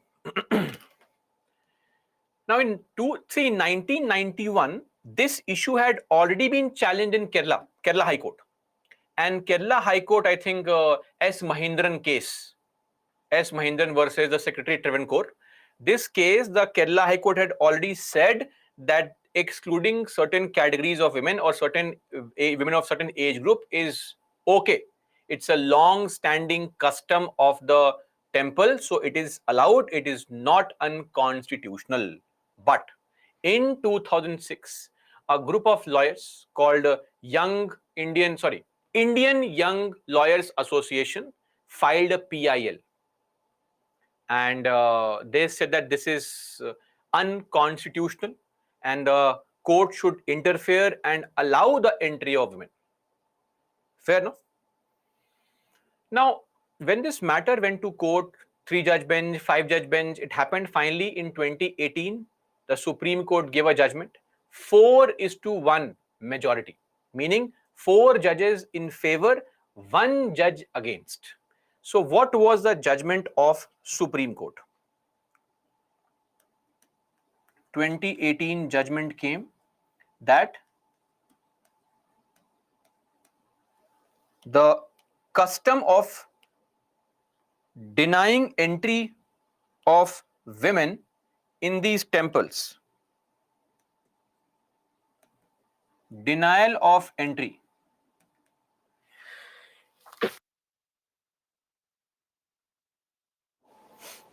denial of entry of women is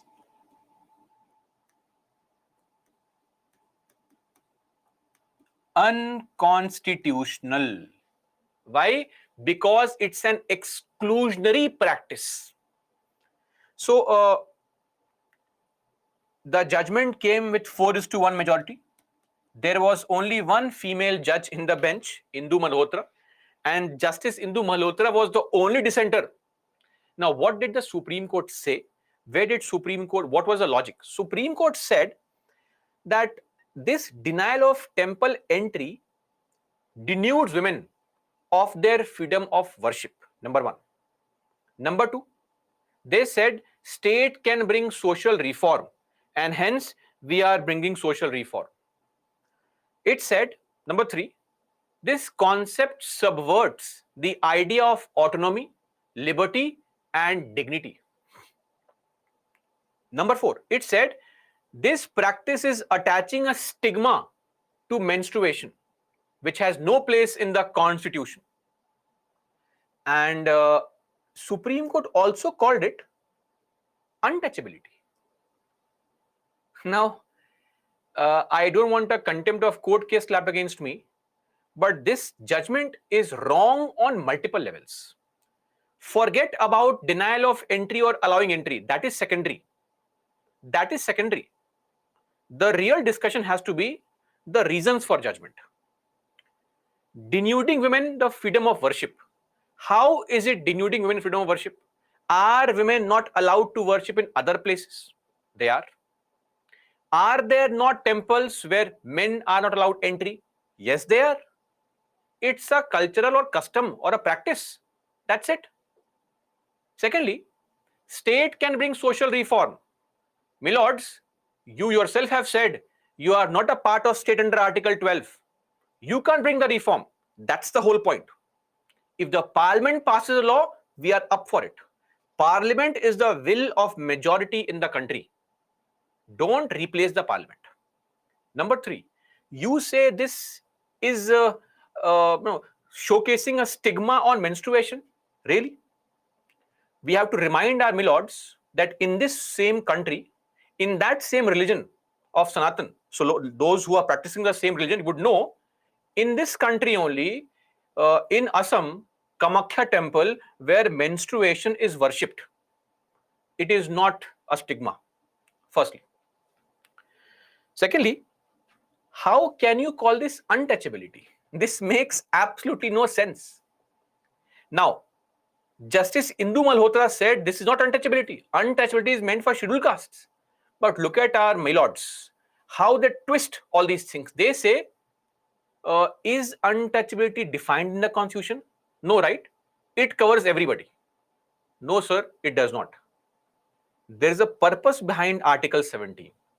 Atrocities faced by a group because of their birth for over 2000 years. Don't dilute that concept. Just because the founding fathers did not define it, don't dilute the concept. Don't find these legal loopholes. It is not defined. It can be used everywhere. No, it cannot. There are so many practices and customs that men cannot perform. For example, putting vermilion, sindoor, on any female deity. Men are not allowed to do it as a practice. Now, should men stand up and say inequality, degrading our value, stigma is there? Come on, be serious. These are rituals. And you are saying, and the Supreme Court gave a logic that these are Lord Ayappa. If a woman comes inside the temple, how does it affect Lord Ayappa? He's a god. Again, you are wrong. Lord and God are two different things. Devi Devta Bhagwan. You are trying to impose a more Abrahamic or Western definition of God on Indian lords. That is wrong. Lords make mistakes. They are born to teach people. So you cannot equate Lord with God. So many problems in the judgment.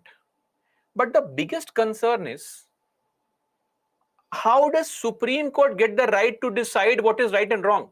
I mean, we can ask a larger question also. See, this is the same problem with even the hijab issue.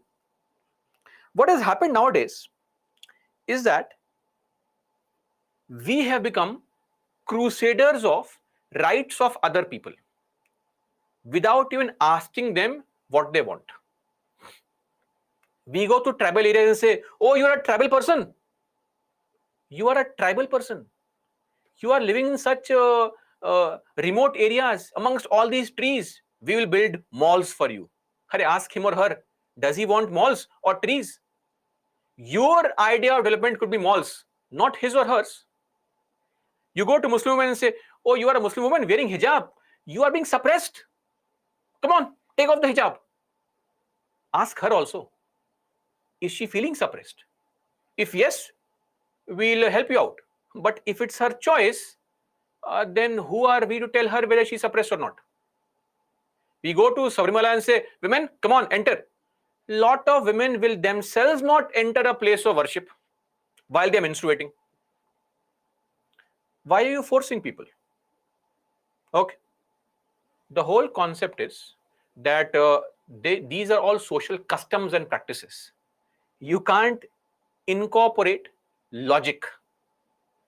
So this problem is that when judiciary tries to win the hearts of liberal people across the country by giving a liberal judgment without understanding the nuances of it, this is the problem. And who are you to decide? If the parliament makes a law, we agree. Will of the majority, let the parliament decide, but no. And the sad part is, in 1954, in the Shirur Math case, Supreme Court has given itself this power to decide. So Supreme Court says that, see, whatever practice you perform in your religion, whether that practice is essential or not, we will tell you. For example, when this case happened, that Hanif Qureshi case, that cow sacrifice is important for Islam, it is mandatory, and we have to allow cow killings, slaughtering of cows. Supreme Court said that, see, cow sacrifice may be sanctioned in Islam, it is not obligatory in Islam, and hence cow sacrifice is not essential. So Supreme Court has said that we will decide what is essential in your religion, what is not. And if some practice is not essential, we will remove it. This is a big problem. And when we ask milords, how will you decide? There are hundreds of practices and rituals in our country. What ritual is important, what is not? How do you decide? So they say, oh, we will rely on doctrines of religion. We will rely on evidences. We will rely on people's behavior. Religious doctrines. All major religions were formed in times which were deeply patriarchal. What are you relying on? You are relying on people's behavior. A very good example can be seen in your own religion. There is, as I said earlier, there is nothing common between the customs and practices of a Tamilian and a Bengali in the same Hindu religion. Forget Tamilian and Bengali. In your own family, if a marriage function happens, let's say a marriage is happening here, some women are sitting on one side and they'll be fighting, arguing. If the priest says, take the flower in right hand, some rice in left hand, women, they will start arguing amongst themselves only. That no. In my marriage ceremony, I was told to take the flower in left hand, rice in right hand. Somebody else says, but no, that's wrong. In my marriage ceremony, the right way is take both flour and rice in one hand. By in one family only, when we have no clarity on what is the right ritual, how can you decide? Are you an expert in theology now? See, I partially agree with what Justice D.Y. Chanchud said, though only partially. And he rightfully said that because of this essential religious doctrine concept we have given, judges are now assuming a theological mantle, which they are not expected to do. Due to this, the opinion of a judge is now more powerful than an entire religion, a voice as strong as God. Judges are not experts in theology, study of religion. Sorry, sir, my lords, you are not. Control your emotions. We have to revisit this judgment. However, as of now, a review petition has been filed. But forget that. This matter is now being heard separately in front of a 9-judge bench. And this matter is now not just about Sabrimala, this matter is still pending. It is now with respect to a very larger case, allowing the entry of women into places of worship. For example, Parsi women, they cannot enter the fire temple after marrying a non-Parsi, or the practice of genital mutilation, the female genital mutilation amongst the Dawoodi Bohra communities. So all this is now being discussed in the Supreme Court by 9-judge bench. Kantaru Rajivaru case of 2018 is there, which is pending in the court. Let the court decide. We have to get beyond this. Courts are not experts in deciding all these things. It is wrong. You just want to interfere everywhere without having the knowledge and understanding of intricate practices. The same thing is with the hijab ban also. Now, hijab ban matter is pending in front of 3-judge bench. And again, this Muhammad Arif Jameel case, where it has been challenged on the grounds of violating Article 19, Clause 1, Subclause A, right to privacy, etc. So again, the Supreme Court will decide whether this practice is essential or not. And eventually, we have to rely on the parliament for such things. See, the parliament represents the will of people. If people in general allow for such things, it's okay.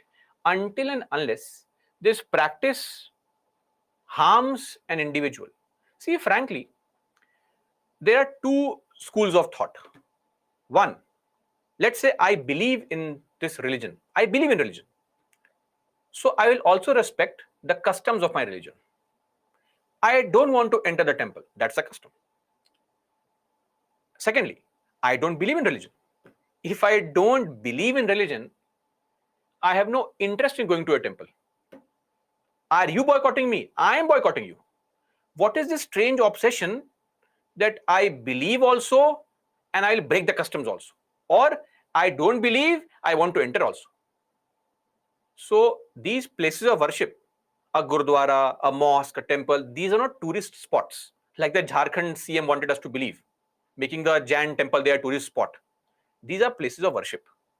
A dignity, a respect must be shown towards these places, right? So if I as an atheist can understand it, people who believe in religion, they should also understand it, that these temples need to be shown a certain degree of respect. It's not a picnic spot. We have to grow beyond this mindset. So let the parliament make a law and we'll all abide by it. Otherwise, sorry, Supreme Court has no authority to decide such things. But sadly, they are the ones who are holding the mantle, and now they will tell us whether the women will be allowed entry or not. And you know, the sad part about all this is that we always constantly talk about inequality in religion. So outsiders may not know, but people from Kerala would be a testament to this fact, that Sabrimala is one of those temples which largely uh, believe in the concept of equality. The entire concept of worship there is extremely, the very essence of that is equality. So, raising questions on one of the most important symbols of equality is a very negative thing.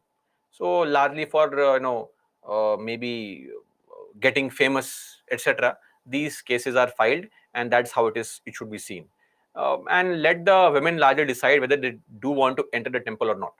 And especially all these Young Indian Lawyers Association, this was a group of atheist people. So how would you ever respect any custom? So if you ask me as an atheist, I will find every custom funny and hilarious. Does not mean I laugh at it. I let you respect. I respect it in the same sense as you may respect some other religion. Safe distance. If I don't like it or don't believe in it, I have no interest in it. As simple as that. So yes, Supreme Court is the apex court, but there is always a separation of powers. So we all should know our limitations. And that was the last line which I had mentioned in judicial review, judicial activism also, that the beauty of judiciary lies in knowing its limitations. Okay. So that's it with respect to the Article 26 and Sabrimala. As of now, the matter is pending in Supreme Court. Let's see what the Supreme Court has to say on this matter. So it's a very complicated situation. Now, please hear me out carefully. This question will not be asked in your main examination or prelims. Not possible. It may be asked in your interview. It's possible. Your opinion. What is your opinion? I don't care. What's your answer? I care. Your answer is such controversial issues. I'll give you a summary. You can rephrase it in your own words. Such controversial issues have no rights and wrongs. Okay. And that's true also. Arriving at a final decision on allowing entry of women in the temple or not should be left to the parliament. And the parliament should discuss this issue with multiple stakeholders and then arrive at a final decision and get the sanction of the legislature. This is how we solve the problem. So please do not make your stand visible to the team. We don't know who the group of people are. Are they believers in faith? Are they opposers of faith? Don't take a risk of saying, yes, yes, allow entry, or no, don't allow entry. Who are you to decide? The parliament cannot decide. Then how will we decide? The best solution to all such controversial issues is the idea of what? Deliberations and discussions with multiple stakeholders. Mug up this line, use it everywhere. You have to learn to be a diplomat, play it safe. Okay, that's it.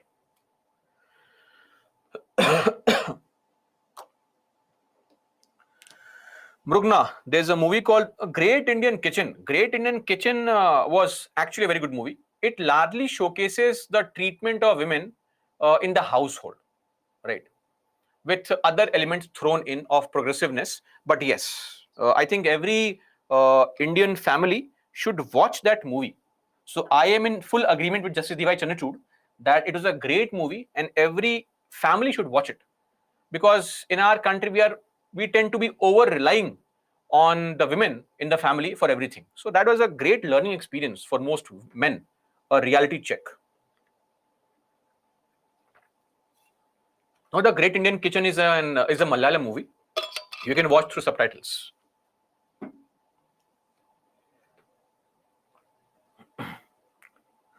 Okay, moving on now to Article 27. Movie name is The Great Indian Kitchen. Shalini, will there never be a polity class after Saturday?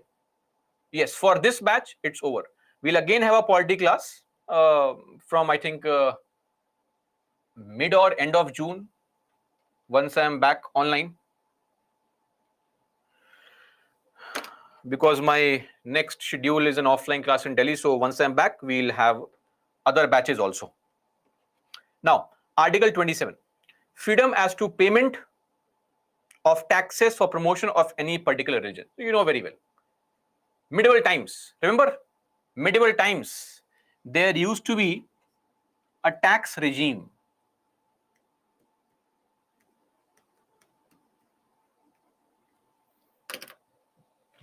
Yes or no? Jizya, which was imposed on non-Muslims who were called zimmis, the protected subjects. I am going to offer you protection money. It's like protection money, like in the amongst the bhais of Mumbai, underworld, hafta wasuli. That's what it is. So such kind of taxes will not be imposed on people selectively. That a tax only for Hindus, tax only for Muslims, right? And then the money which will be procured will be used to promote only one religion. Understand, taxes will not be imposed on specific religions, or taxes will not be imposed which will be used to promote one religion only. Meaning what? The state can spend money to promote all the religions as and when required. Are we clear on this? It is allowed. I'll give you various examples of it. Kerala. Kerala spends 46.5 lakh rupees every year on the Travancore Devasam Fund. Tamil Nadu spends 14 lakh rupees. Government of India has spent over 10 crore rupees on maintaining the infrastructure for the Amarnath Yatra route. In Rajasthan, in the 2017-18 budget, 38.91 crore rupees was spent on the Devasthan department. In MP, the MP government sponsors senior citizens trips to Ajmer. In Gujarat, the Muslim imams are on state salary. In West Bengal, the Muslim imams are paid salary by the state government. You go to, say, Karnataka. In Karnataka, in the 15-16 budget, 16.56 crore rupees was given to churches. In Bihar, out of 4,000 madrasas, 1,127 are run by state government. In UP, 800 crore rupees was spent on pilgrimage to Kashi, Mathura, Ayodhya. They also have a scheme which is called where 1 lakh rupees is given for the Kailash Mansarovar Yatra. That is called Pilgrimage Rejuvenation and Spirituality Augmentation Drive. Or the same UP government has spent 394 crore rupees for madrasas. Money can be spent on all the religions equally. I mean, equally, not equal amount, depending on circumstances. Are we clear on this? The concept is that selectively promoting only one religion, no. And when all this money is spent, 100 crores, 200 crores, it is peanuts for the government of India. Peanuts. Okay. So Supreme Court has said that if a small part of any tax collected is utilized to provide convenience to any religion, it will not violate the constitution. Praful Goradia case 2011. Statement is very clear. Are we clear? So this 10 lakhs here, 1 crore here does not affect the GDP of the country. India is too big. We are not Pakistan. We have too much of money. It's okay. We also have to ensure the spiritual growth of citizens. That's also a very important element. Okay. Now, lastly, Article 28. So in our country, educational institutions can be of three kinds, depending on who controls it. And depending on who controls it, religious instructions may or may not be provided. What is the meaning of religious instruction? Teaching you how to worship, how to practice a ritual. This is called a religious instruction. Okay.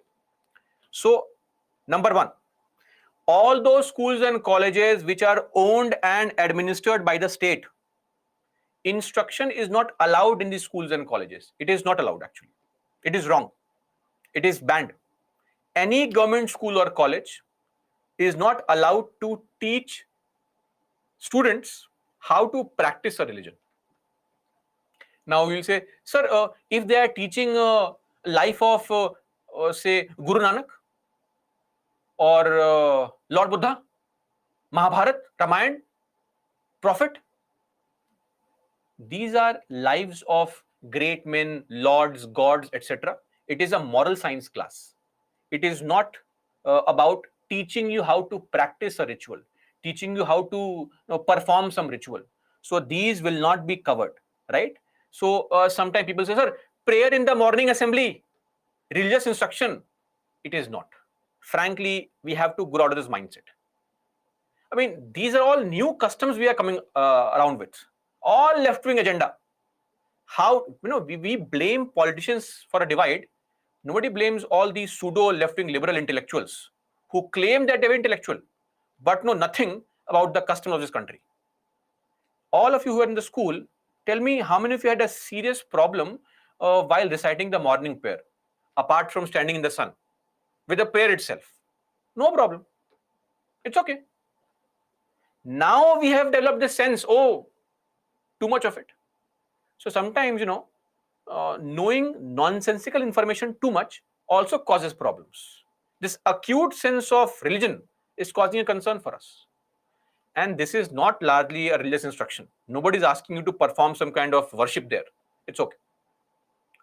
Secondly, all those schools and colleges which get government funds or have received government approval. Now, in those schools or colleges, you may be allowed to teach the kids ways of worship, etc. You may be allowed. Depends on the kid. Take his parents' consent. If the kid is under 18, parents' consent. If the kid is above 18, then your own consent.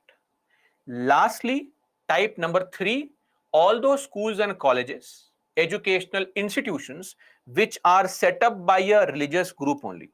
Any religious group, any charitable institution, if they set up a school or college, then of course they have full right, full authority in the fact that they will provide for education. They'll provide for teaching you with religious instructions. You cannot prevent it. You have to study. Are we clear? These 3 different kinds of schools and colleges, for example, madrasas, a very typical example, run by a private, some kind of religious denomination. They have full right to teach you religious instructions, teach you the holy books there. It's okay. If you don't want to, leave the school, but you have to study there. It is mandatory. They can make it mandatory. Are we clear, everybody? Okay. That's it. So all these 25, 26, 27, 28, we are done. Then a question which is asked in 2019, I had discussed in the very first class. Look at this. What can France learn from Indian constitution's approach to secularism? See, don't go crazy about France. France is just a representation of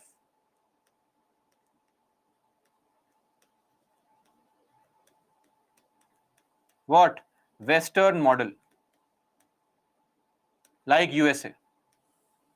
India versus France. So read the chapter 8, you will get the answer there. So I hope this is clear. First is those types of schools and colleges wherein government has set up, government school or college, no religious teaching.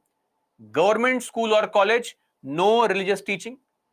Those schools and colleges which get government funds, you can teach the kids practicing religion, but it's not mandatory. Those schools or colleges which are set up by a religious group, like say madrasa, there the school or college can enforce the teaching of religion.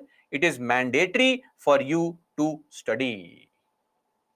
I have explained sufficiently. You can watch the recording and read it and view it again and again. Coming to this question, I hope the answer is very clear here. You have to talk about how or what France can learn from India. So Indian model allows for interference, yes or no?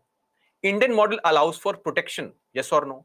Indian model allows for protection not just of intra-religious groups, also other religious minorities. It lets the minorities feel safe, upholds the dignity of individuals, because if in any religion anything is going wrong, will interfere. Are you clear? Which is not the case with these Western countries, where they ban turbans in public, ban burqas in public. What is your concern? Why are you so crazy obsessed? Let them wear their religious symbol. So this is there. Okay. Now coming to the articles 29 and 30, cultural and educational rights. Very simple, very basic.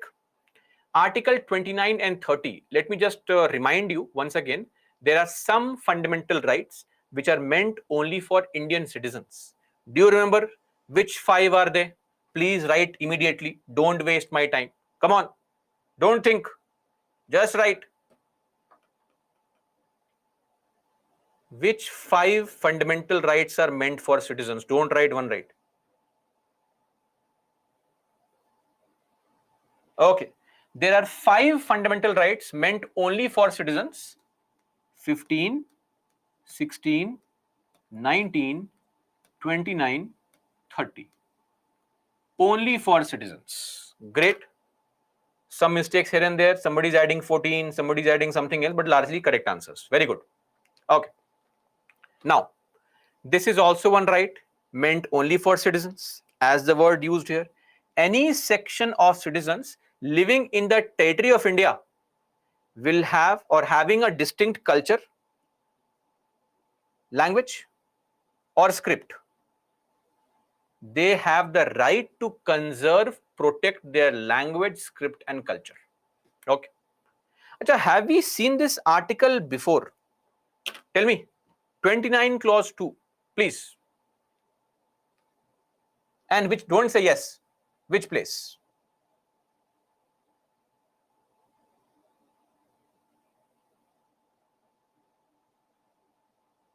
We saw this article in the Champakam Dorai Ranjan case, Article 15. The Madras Communal Government Order, remember, which allowed for reservation of seats in the medical and engineering colleges for Brahmins, non-Brahmins, SCs, STs, Muslims, OBCs, Anglo-Indians, Christians. That was cancelled by Supreme Court because it violated this article only. No citizen shall be denied admission into any educational institution maintained by the state or receiving aid out of state funds on grounds only of religion, race, caste, language, or any of them. Religion, race, caste, language, or any of them. So just to also, I think somebody asked today also, why any of them? Any of them basically because religion, race, caste, language, don't think all of them together. Any one single or two together or three together or four together. That is why or any of them individually also. That's the whole point of any of them. Anyway, then Article 30. Article 30 provides the right of minorities to establish educational institutions. So minorities, India or the Indian Constitution recognizes two types of minorities. Which two types of minorities? Based on religion, based on language. Are we clear on this? Now, there is no definition of minorities.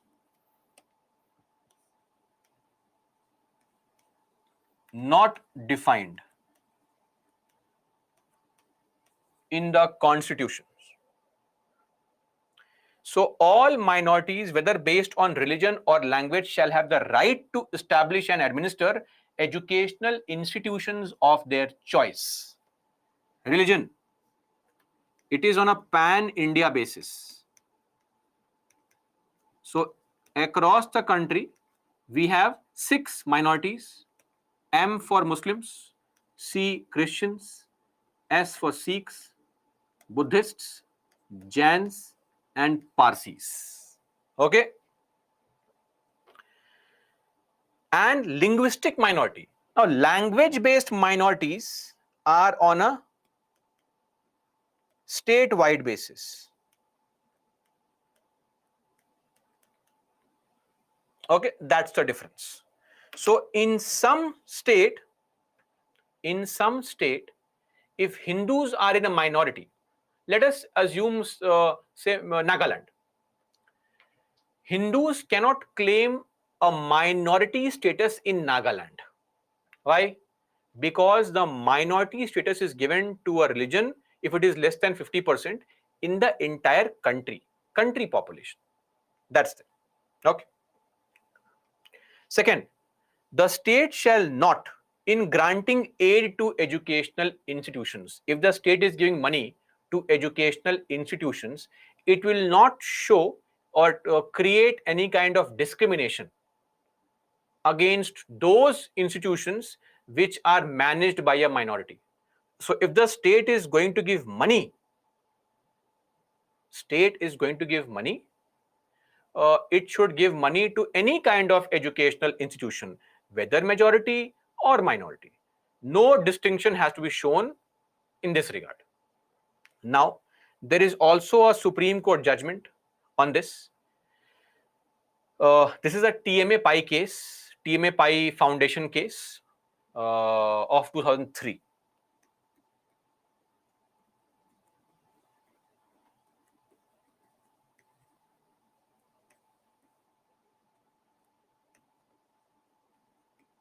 So in this judgment, Supreme Court gave some guidelines. Under Article 30, Clause 1, every citizen has a right to set up and administer their educational institutions. It is not just that only minorities can set up. Anybody can set up. It's okay. Number 2, MEIs have full right to run their schools and colleges. What is MEI? MEI is Minority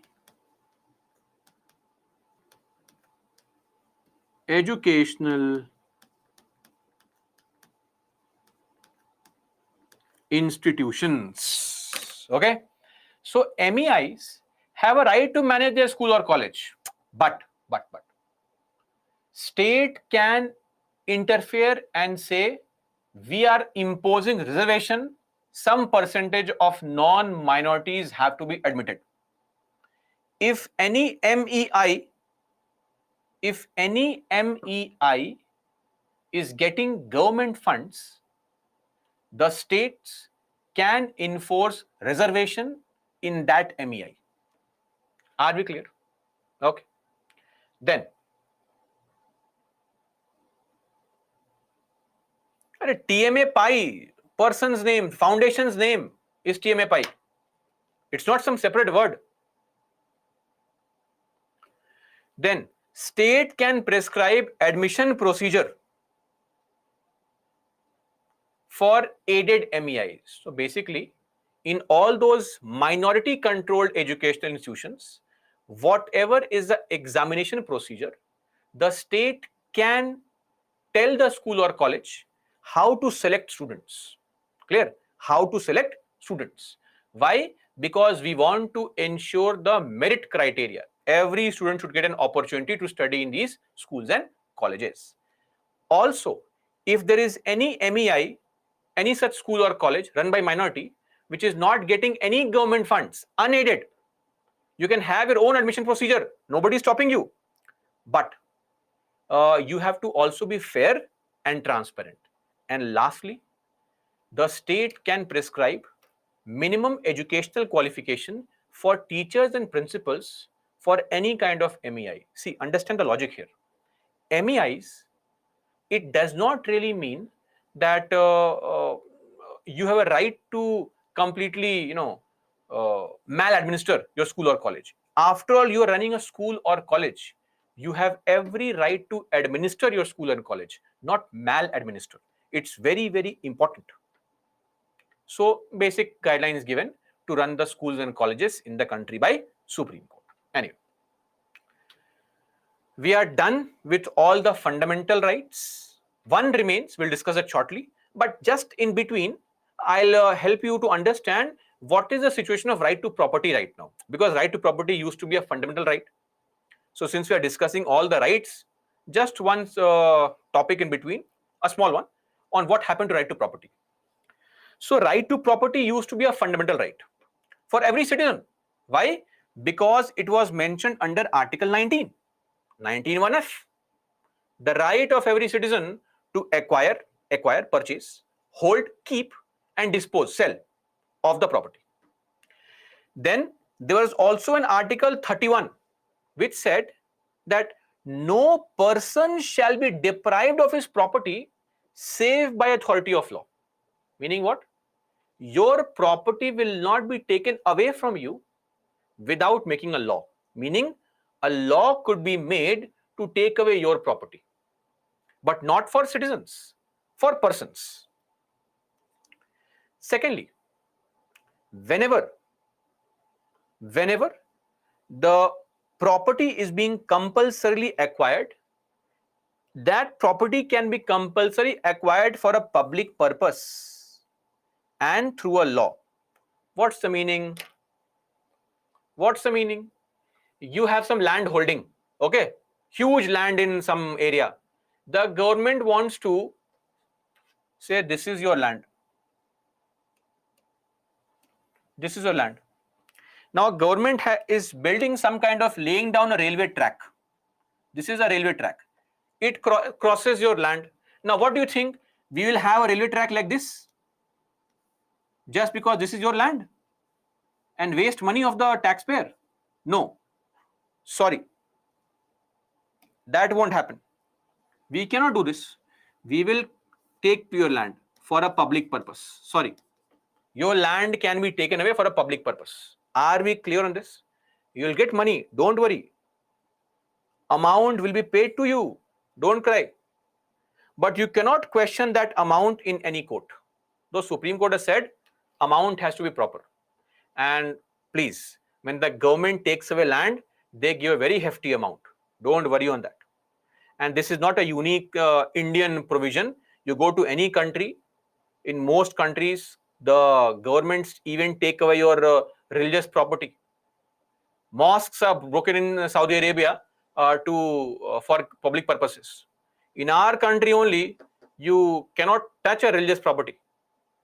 So that's there. Otherwise, in other countries, this is not the case. So your property can be taken away for a public purpose through a law, and you will be given some amount in lieu of the property taken by the government. Are we clear on this for everyone? This was right to property. Okay. Now, this was the Amendment Act passed in 1951, adding 31 capital A to bypass the Article 13. When we were taking the land of zamindars and giving to poor, how did it happen? Through this only. This was the provision. So in 1951, the constitution was amended. Article 31A was added, and it said state can make laws for acquiring large estate. Estate means property. So state can make laws and take away your property. This is how we allowed for the state to interfere and take away your property, violating the fundamental right also. Are we clear? Everybody, remember Article 13? That is the whole concept. Through the first Amendment Act, the Parliament amended the Constitution and interfered in people's right to property, which was a fundamental right. And it also said such laws can't be questioned on grounds of violation of fundamental rights. If we take away your property, you can't run to court and say, court, my property is gone, please, my fundamental right is gone. We can take away your property. And not just this. One more article was added, 31B. What did this say? It said that we are now creating a box. We are now creating a box which is called Schedule 9. We will make laws on any topic. On any topic. If we place the law in this box called Schedule 9, judiciary cannot question the law. Are you clear? Everyone? Very simple. I have made a safe box. In this box, whatever law I make, if I put the law in that box, that law is immune from judicial review. Judiciary cannot question that particular law. Are we clear on this? This was also done in 1951 by creating one more schedule called Schedule 9. Schedule 9 was created to place laws which will be immune from any check by the judiciary. This means what? This means what? Today I make a law and I say, India is no longer democracy. India Kingdom Act 2023. Narendra Modi is the king and places in Schedule 9. You can't question it. problem, right? I think you can now sense that this is a bit too much. I mean, any law, so it's a bit too much. This matter was challenged in the court, of course.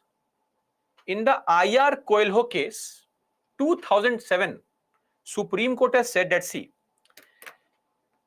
in 1951, you made this Schedule 9 because Supreme Court had said Parliament can amend everything. But in 1973, we gave a concept of basic structure doctrine. Okay, we gave the concept of basic structure doctrine, wherein we said some things can't be modified. Now, if you make a law and try to amend or try to modify basic structure, and if you place that in Schedule 9, then what's the point of basic structure? So, Parliament, make any law, place it in Schedule 9, we don't care. But all laws that you have made and placed in Schedule 9 from 1973 onwards, we can question it. So now, as we speak right now, there is no such immunity to Schedule 9. Any law that the Parliament makes and puts under Schedule 9, it can be questioned, but only on grounds of violating basic structure. Are we clear on this? IR Coelho case judgment was that protection of Schedule 9 will not be available to those laws which violate the elements of basic structure doctrine, but only after this date. Why after this date? Because it was this date on which the Keshwanand Bharati judgment was pronounced. Date of Keshwanand Bharati judgment.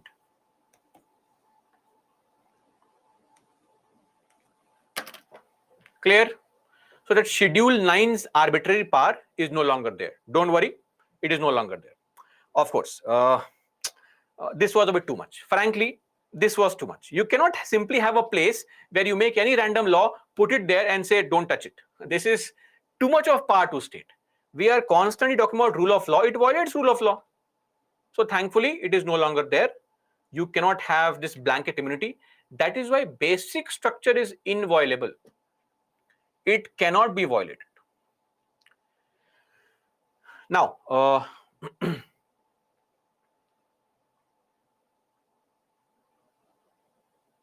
no, see, Schedule 9 is not deleted. It still is there. It is still there, and Parliament can keep on making laws and placing it there. But if you make any law and place it in Schedule 9, that can be questioned by judiciary if it violates basic structure. Are we clear? Schedule 9 is still there. You can make any law, place it in Schedule 9. It can be questioned by judiciary only if it violates basic structure. Otherwise, it can't be questioned. Only on the grounds of violation of elements of basic structure doctrine. Okay, that is with respect to Schedule 9. And let me also remind you, fundamental rights are amendable. I'll say this once again. Fundamental rights are amendable. Okay. Now, one more article was added in 1971 called Article 31C. So you know what happened? In our country, now you may say, sir, it still exists. What? Concentration of wealth. Don't you think rich are getting richer, poor getting poorer? The economic disparity is too wide. It's too wide. If you want me to quote some figure, that's no, tell me, how wide is the economic disparity? See, the World Inequality Report last year, it said that the bottom 50% population own only 13% of country's wealth. The top 1% own 22% of country's wealth, and the top 10% people own 57% of country's wealth. 57%. Disparity is too much. If I want to remove the disparity, a very simple idea would be taking things from rich, giving to poor. But whenever you make such laws, taking things from rich, giving to poor, we'll always encounter Article 14 getting violated, right to equality getting violated. In fact, it is also an obligation on our governments. These are some DPSP articles. Let's read it. The state shall, in particular, direct its policies towards securing what? Securing that the ownership and control of material resources of the country's resources are so distributed as best to subserve the common good of individuals. Country's resources should be made distributed in such a fashion that it benefits everybody, not only the Ambanis, Adanis, Tatas, Birlas. Secondly, the policies should be such that the economic system in our country does not result in concentration of wealth and the means of production to the common detriment, meaning the concentration of wealth should not result, the economic policies should not result in the concentration of wealth in the hands of few people only, few people controlling all the resources. That should not be the case. But the problem that Indira Gandhi was facing was whenever she tried to distribute the resources, the rich always went to court saying, right to Article 14 getting violated. My business is getting hampered. Article 19 getting violated. 19(1)(g), POTB getting violated. So she said, let's do one thing. She amended the constitution only, added one Article 31C, said that if the parliament makes any law to give effect to 39B and 39C, what is that? If I make any law taking money from rich giving to poor, trying to redistribute resources of the country, trying to reduce the concentration of wealth, then such laws will not be questioned in the court for violation of Article 14 or Article 19. So basically, Article 39, Clause B and Clause C are superior to Article 14 and 19. Okay. That's it. This was challenged also later on. How can they do it? Supreme Court has upheld it, saying it's okay, no problem. That is why we constantly say our country is based on welfare politics. We want to create equality. Now, that's the other story, that the harder we try, the more unequal our country has become. That's the same concept. Like for corruption, the more we want to be a corruption-free country, the more corruption we have. So we have so many laws to keep a check on corruption. But look at the rank of India in the CPI, Corruption Perception Index, rank 85. So there was a Roman historian and a general called Tacitus. He made a statement that more corrupt the state, more numerous the laws to check corruption. Here also, we have so many provisions to redistribute the resources, reduce concentration of wealth. We have gone to an extent to even violate Article 14, 19. To hell with these articles. We want equality. But somehow we simply cannot find that equality. Anyway, in 1976, Indira Gandhi also made a modification. She said that why only these two articles? To achieve any DPSP, Articles 14 and 19 can be violated. Now, you don't know as of now, but the DPSPs we'll see next class, some of them are very vague. Supreme Court said that is too much. Cancel that. This is okay. But this was cancelled. You cannot remove Article 14 and 19. That is not correct. Then it will make no sense. That's the story. And just a side note, basic information, that during emergency, Indira Gandhi had also made Article 31D. She said, if you make any law to prevent anti-national activities, that can't be questioned by judiciary. This is too vague. What is this anti-national activity? What kind of law are you going to make? So Supreme Court, the law which was made by Indira Gandhi was this article was repealed by Janata Party later on. That's there, not important. Sai Dinesh, engineer has a 7, in MP, yes. Must have seen the news recently.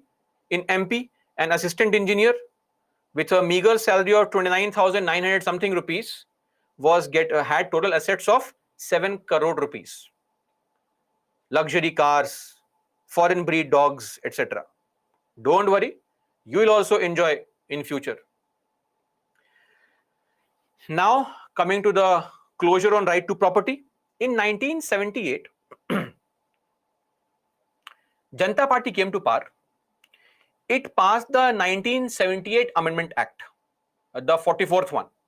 With that, what it did was, this article was repealed. What is repealed? Right to acquire, hold, dispose of property. Okay. This article was also repealed. Repeal meaning removed.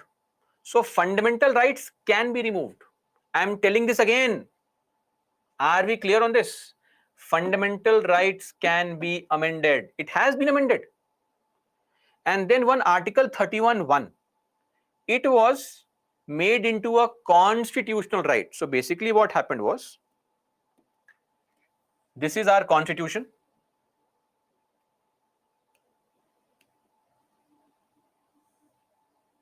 This is part 3.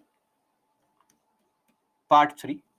Here you have an article called 31(1). It was taken out from here and thrown here. So what do we say? This article, which earlier used to be a fundamental right, is now only a constitutional right. Clear, everybody? All okay? This was the 1978 amendment. That's it. Right to property story is over. I just solved this question. Came in 2021. Very easy. But you have to be slightly cautious on the choice of words.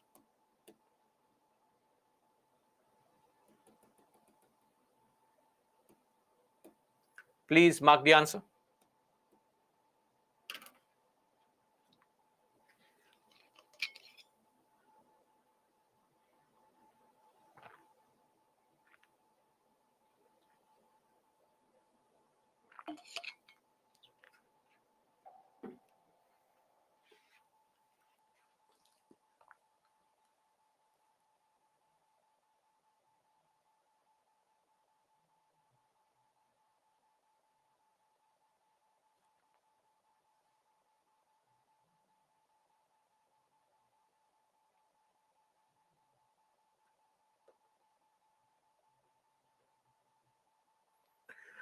Okay, so of course, it is not a fundamental right anymore, right to property.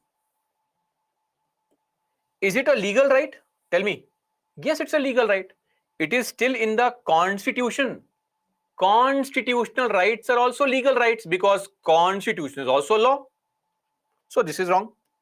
Now, the question is, it is a legal right, but is it available only to citizens or any person? 31(1) has been made into 300A. What is 31(1)? No person. No person shall be deprived of his property, not just citizens. So, this is a legal right which is available to any person. B is the correct answer. You had to know that right, what was there, person or citizen.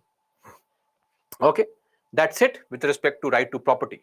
Now, very important, when all these rights that we have seen so far, 19, 20, 23, 27, all this nonsense we have seen so far. What if somebody violates this right? What happens? If these rights are violated, which are being done on a daily basis, what can you do? You can go to courts to claim those rights. Protection has been offered in the Constitution. Article 32, remedies for enforcement of rights, which are given by this part. Are you clear?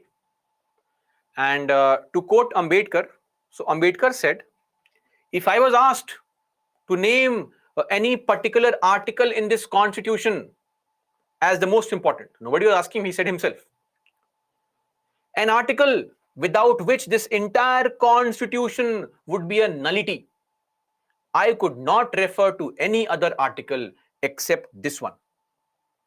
This Article 32, in the words of Ambedkar, as he says, it is the very soul of the Constitution, the very heart of the Constitution.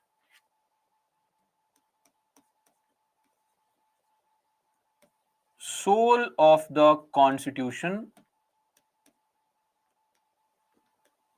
the very heart of it.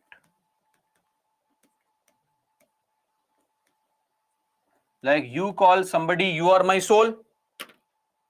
Ambedkar calls this article as the soul of the Constitution. Priorities are different. Great men's priorities are different. Our priorities are different. So this is basically Article 32, right to constitutional remedies. Writs can be issued for the writ. Remember writ? Orders or directives are called writs. Writs can be issued for the protection of fundamental rights by Supreme Court or the High Courts. Are we clear? We can issue writs to, or they can issue writs to protect the fundamental rights. So people can go to directly Supreme Court also. Now, Supreme Court has clarified this, that don't be so excited. If your fundamental right is violated, you go to High Court first. There is a proper judgment on this, just a PN Kumar judgment, where Supreme Court has said, if your fundamental right is violated, you better go to High Court first. Don't come running to us. You can come, but go to High Court first. Supreme Court, which article? 32.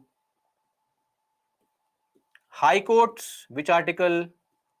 226. Are we clear on this?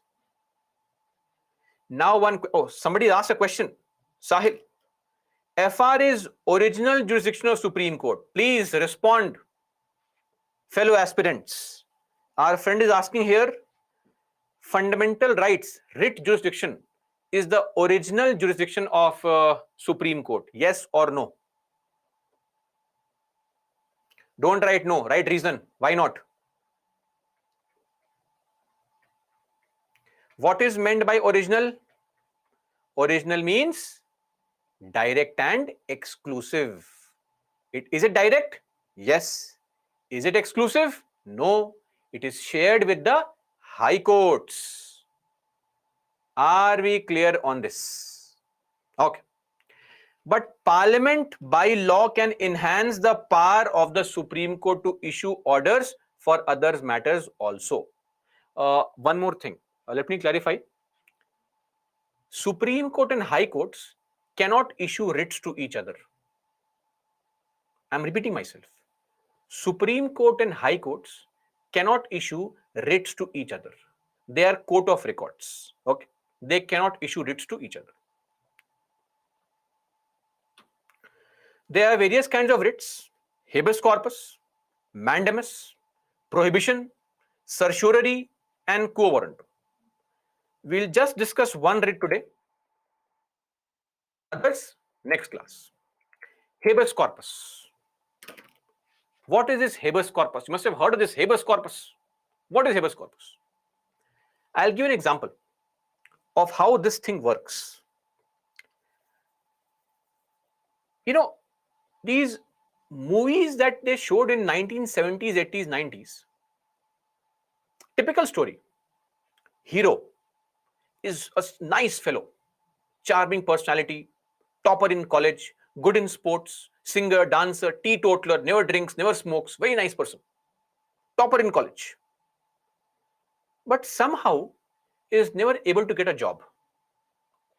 Arrogant, ego issues, and he's roaming here and there jobless with all the skill and talent. But he will always fall in love with a rich person's daughter somehow. Now they fall in love, they start singing songs in the park, and one fine morning, this girl's father, who is traveling from there in his car, will see the duo dancing, becomes very angry, comes back home, waits for the daughter. Daughter comes back home, singing, smiling, giggling as you do in love. And the father takes the daughter and takes her to a room, throws her on the bed, and she falls and starts crying. The door is locked. Do you remember this scene in most movies? Now, what does a hero do here? Hero will start singing sad songs, start fighting here and there, goes to the nearby Theka and starts purchasing bottles and becomes Kabir Singh. That's the problem. Had the hero studied polity properly, he would have known. He can simply go to High Court or Supreme Court, ask the High Court that, sir, my lord, please issue a writ. Order of habeas corpus. Ask the father to bring the girl in court because that girl's Article 21 has been violated. Article 21, life and liberty. Somebody's personal liberty has been violated. If the hero goes to court, asks the court cannot refuse it. Can't be refused by court. Are we clear on this? It is a secondary matter that when the girl comes in court, she tells the guy, who are you? That can happen. So do this at your own risk. But in future, if this happens to you, girl or boy, you can go to the court and get a writ of habeas corpus issued. Anyway, we know very well that in the Hadia case, right to marry somebody of their choice is there. So you have Article 21 to support you. You have the courts there. So plenty of opportunities for the lovers to unite legally also. So it also depends on your strength of love. Now, please understand, this is habeas corpus. There is no concept of locus standi and all. Anybody can go and approach. Anybody can approach the court. No locus standi required.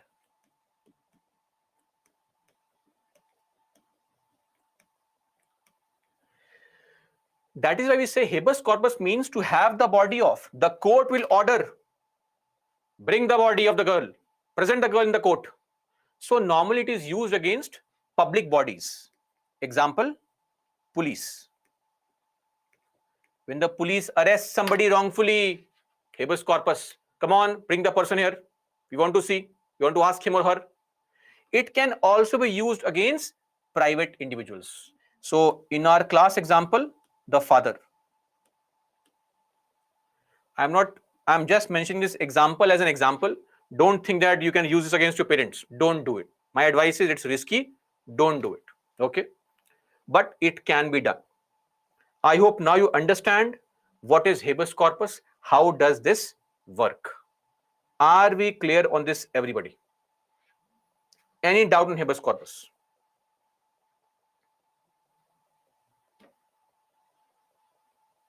Oh, I asked two contradictory questions. No doubt. Great. Let's end our discussion here only. Coming Saturday, we'll have an extra class, 7 to 11 AM, not PM. I'm repeating again, AM, not PM. So what we have is 10 minutes or 15 minutes of rights left. around 40 minutes of DPSP, 15 minutes of fundamental duties, half an hour of preamble, 15 minutes of schedule 8, and around half an hour of summarizing everything.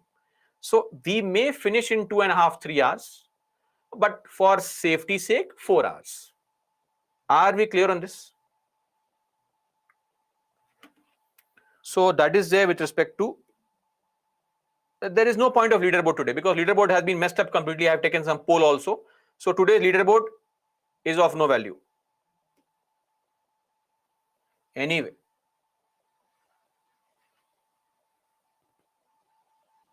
So also one more thing, guys, all those people who were leaders in respective days, remember your names. Whenever we meet in future, you can always ask me for the chocolate with valid proof that your name was in the toppers list on that day. I hope you have the screenshot of your name. Without screenshot, no chocolate for you. Okay.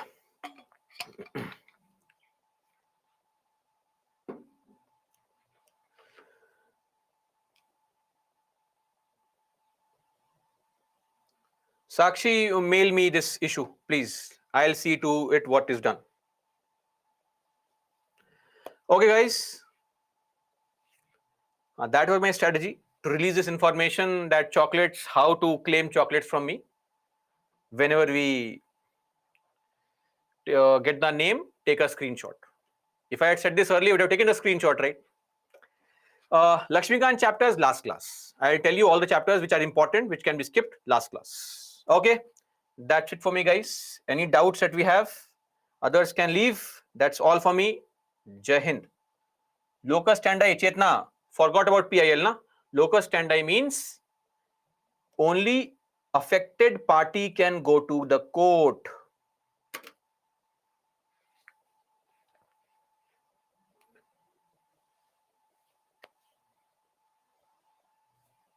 Oh, okay.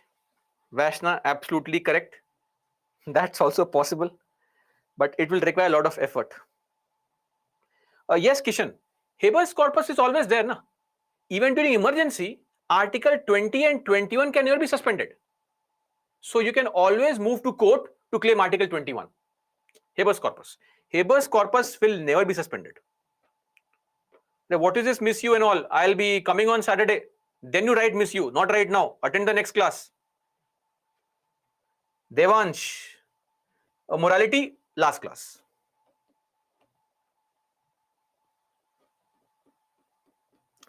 Abhishek Patel, habeas corpus for PDL also. Hear me out. Habeas corpus will never be suspended. It is always there. Yes, Anand Padmanabhan, it can be used there also. As I said, the father here has illegally captured the girl.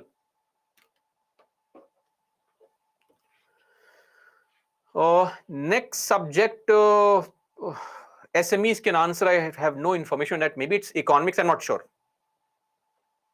Oh, economics is the next subject. Okay, great then. That's from tomorrow.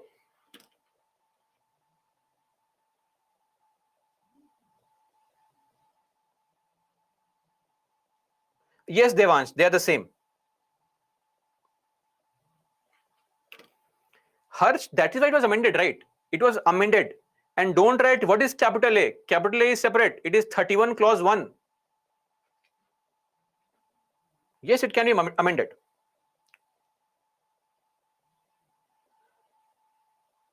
Governance classes schedules will be formalized. Then we'll see as to the availability of the faculty, and based on that, the classes are taken. So it does not really matter. Everybody has the same teaching or different teaching style. The content is the same. Oh, great, Rohit. Thank you so much. Kishan, ADR is alternate dispute resolution mechanism. Abhinash, for 2024 in January? No. 25? Yes. What is this? You want to start in January for 24 examination? Not possible. Magesh, historical background in history, the Government of India Act and all. I'll give you a brief on how the Constitution was framed. Every 2-3 days revision. See, right now, revise with respect to every weekend, because focus on revising the topics taught in the class that day. So from tomorrow, I would prefer if you revise economics, which is being taught every day, and weekends for the polity. That's how you should revise. Abhinash, because there'll be too less of time. Why you are going to start your prelims preparation in the month of February, March. You have no time for preparation of the optional paper. So time becomes very less. Time crunch will be there. Yes, yes, you can send your answers to Target IAS at any point of time.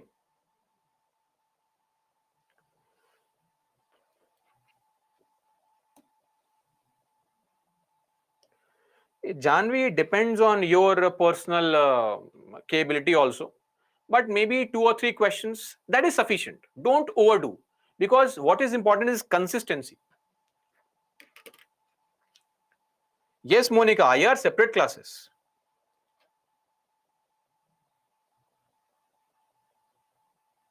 Shivani, that 60 was for minimum. No, 15% is the number of ministers. You are getting confused. 15% is for ministers. That 60 is for the number of MLAs.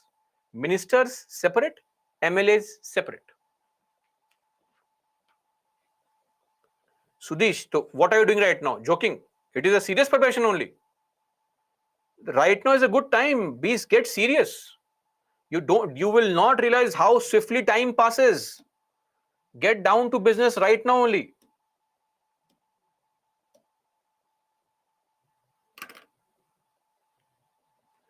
Abhishek, it depends. Hire a good lawyer, you'll get that issued immediately.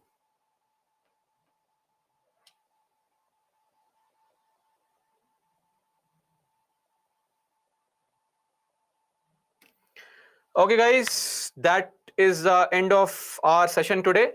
We'll meet on Saturday, and I'll take up your questions which are there with respect to preparation in general on Saturday. Okay. In the meantime, if you have any question, query, concern, you can always mail me. I may not respond immediately, but I will respond. So no worries at all. Let's meet on Saturday. Till then, that's all for me, guys. Jai Hind.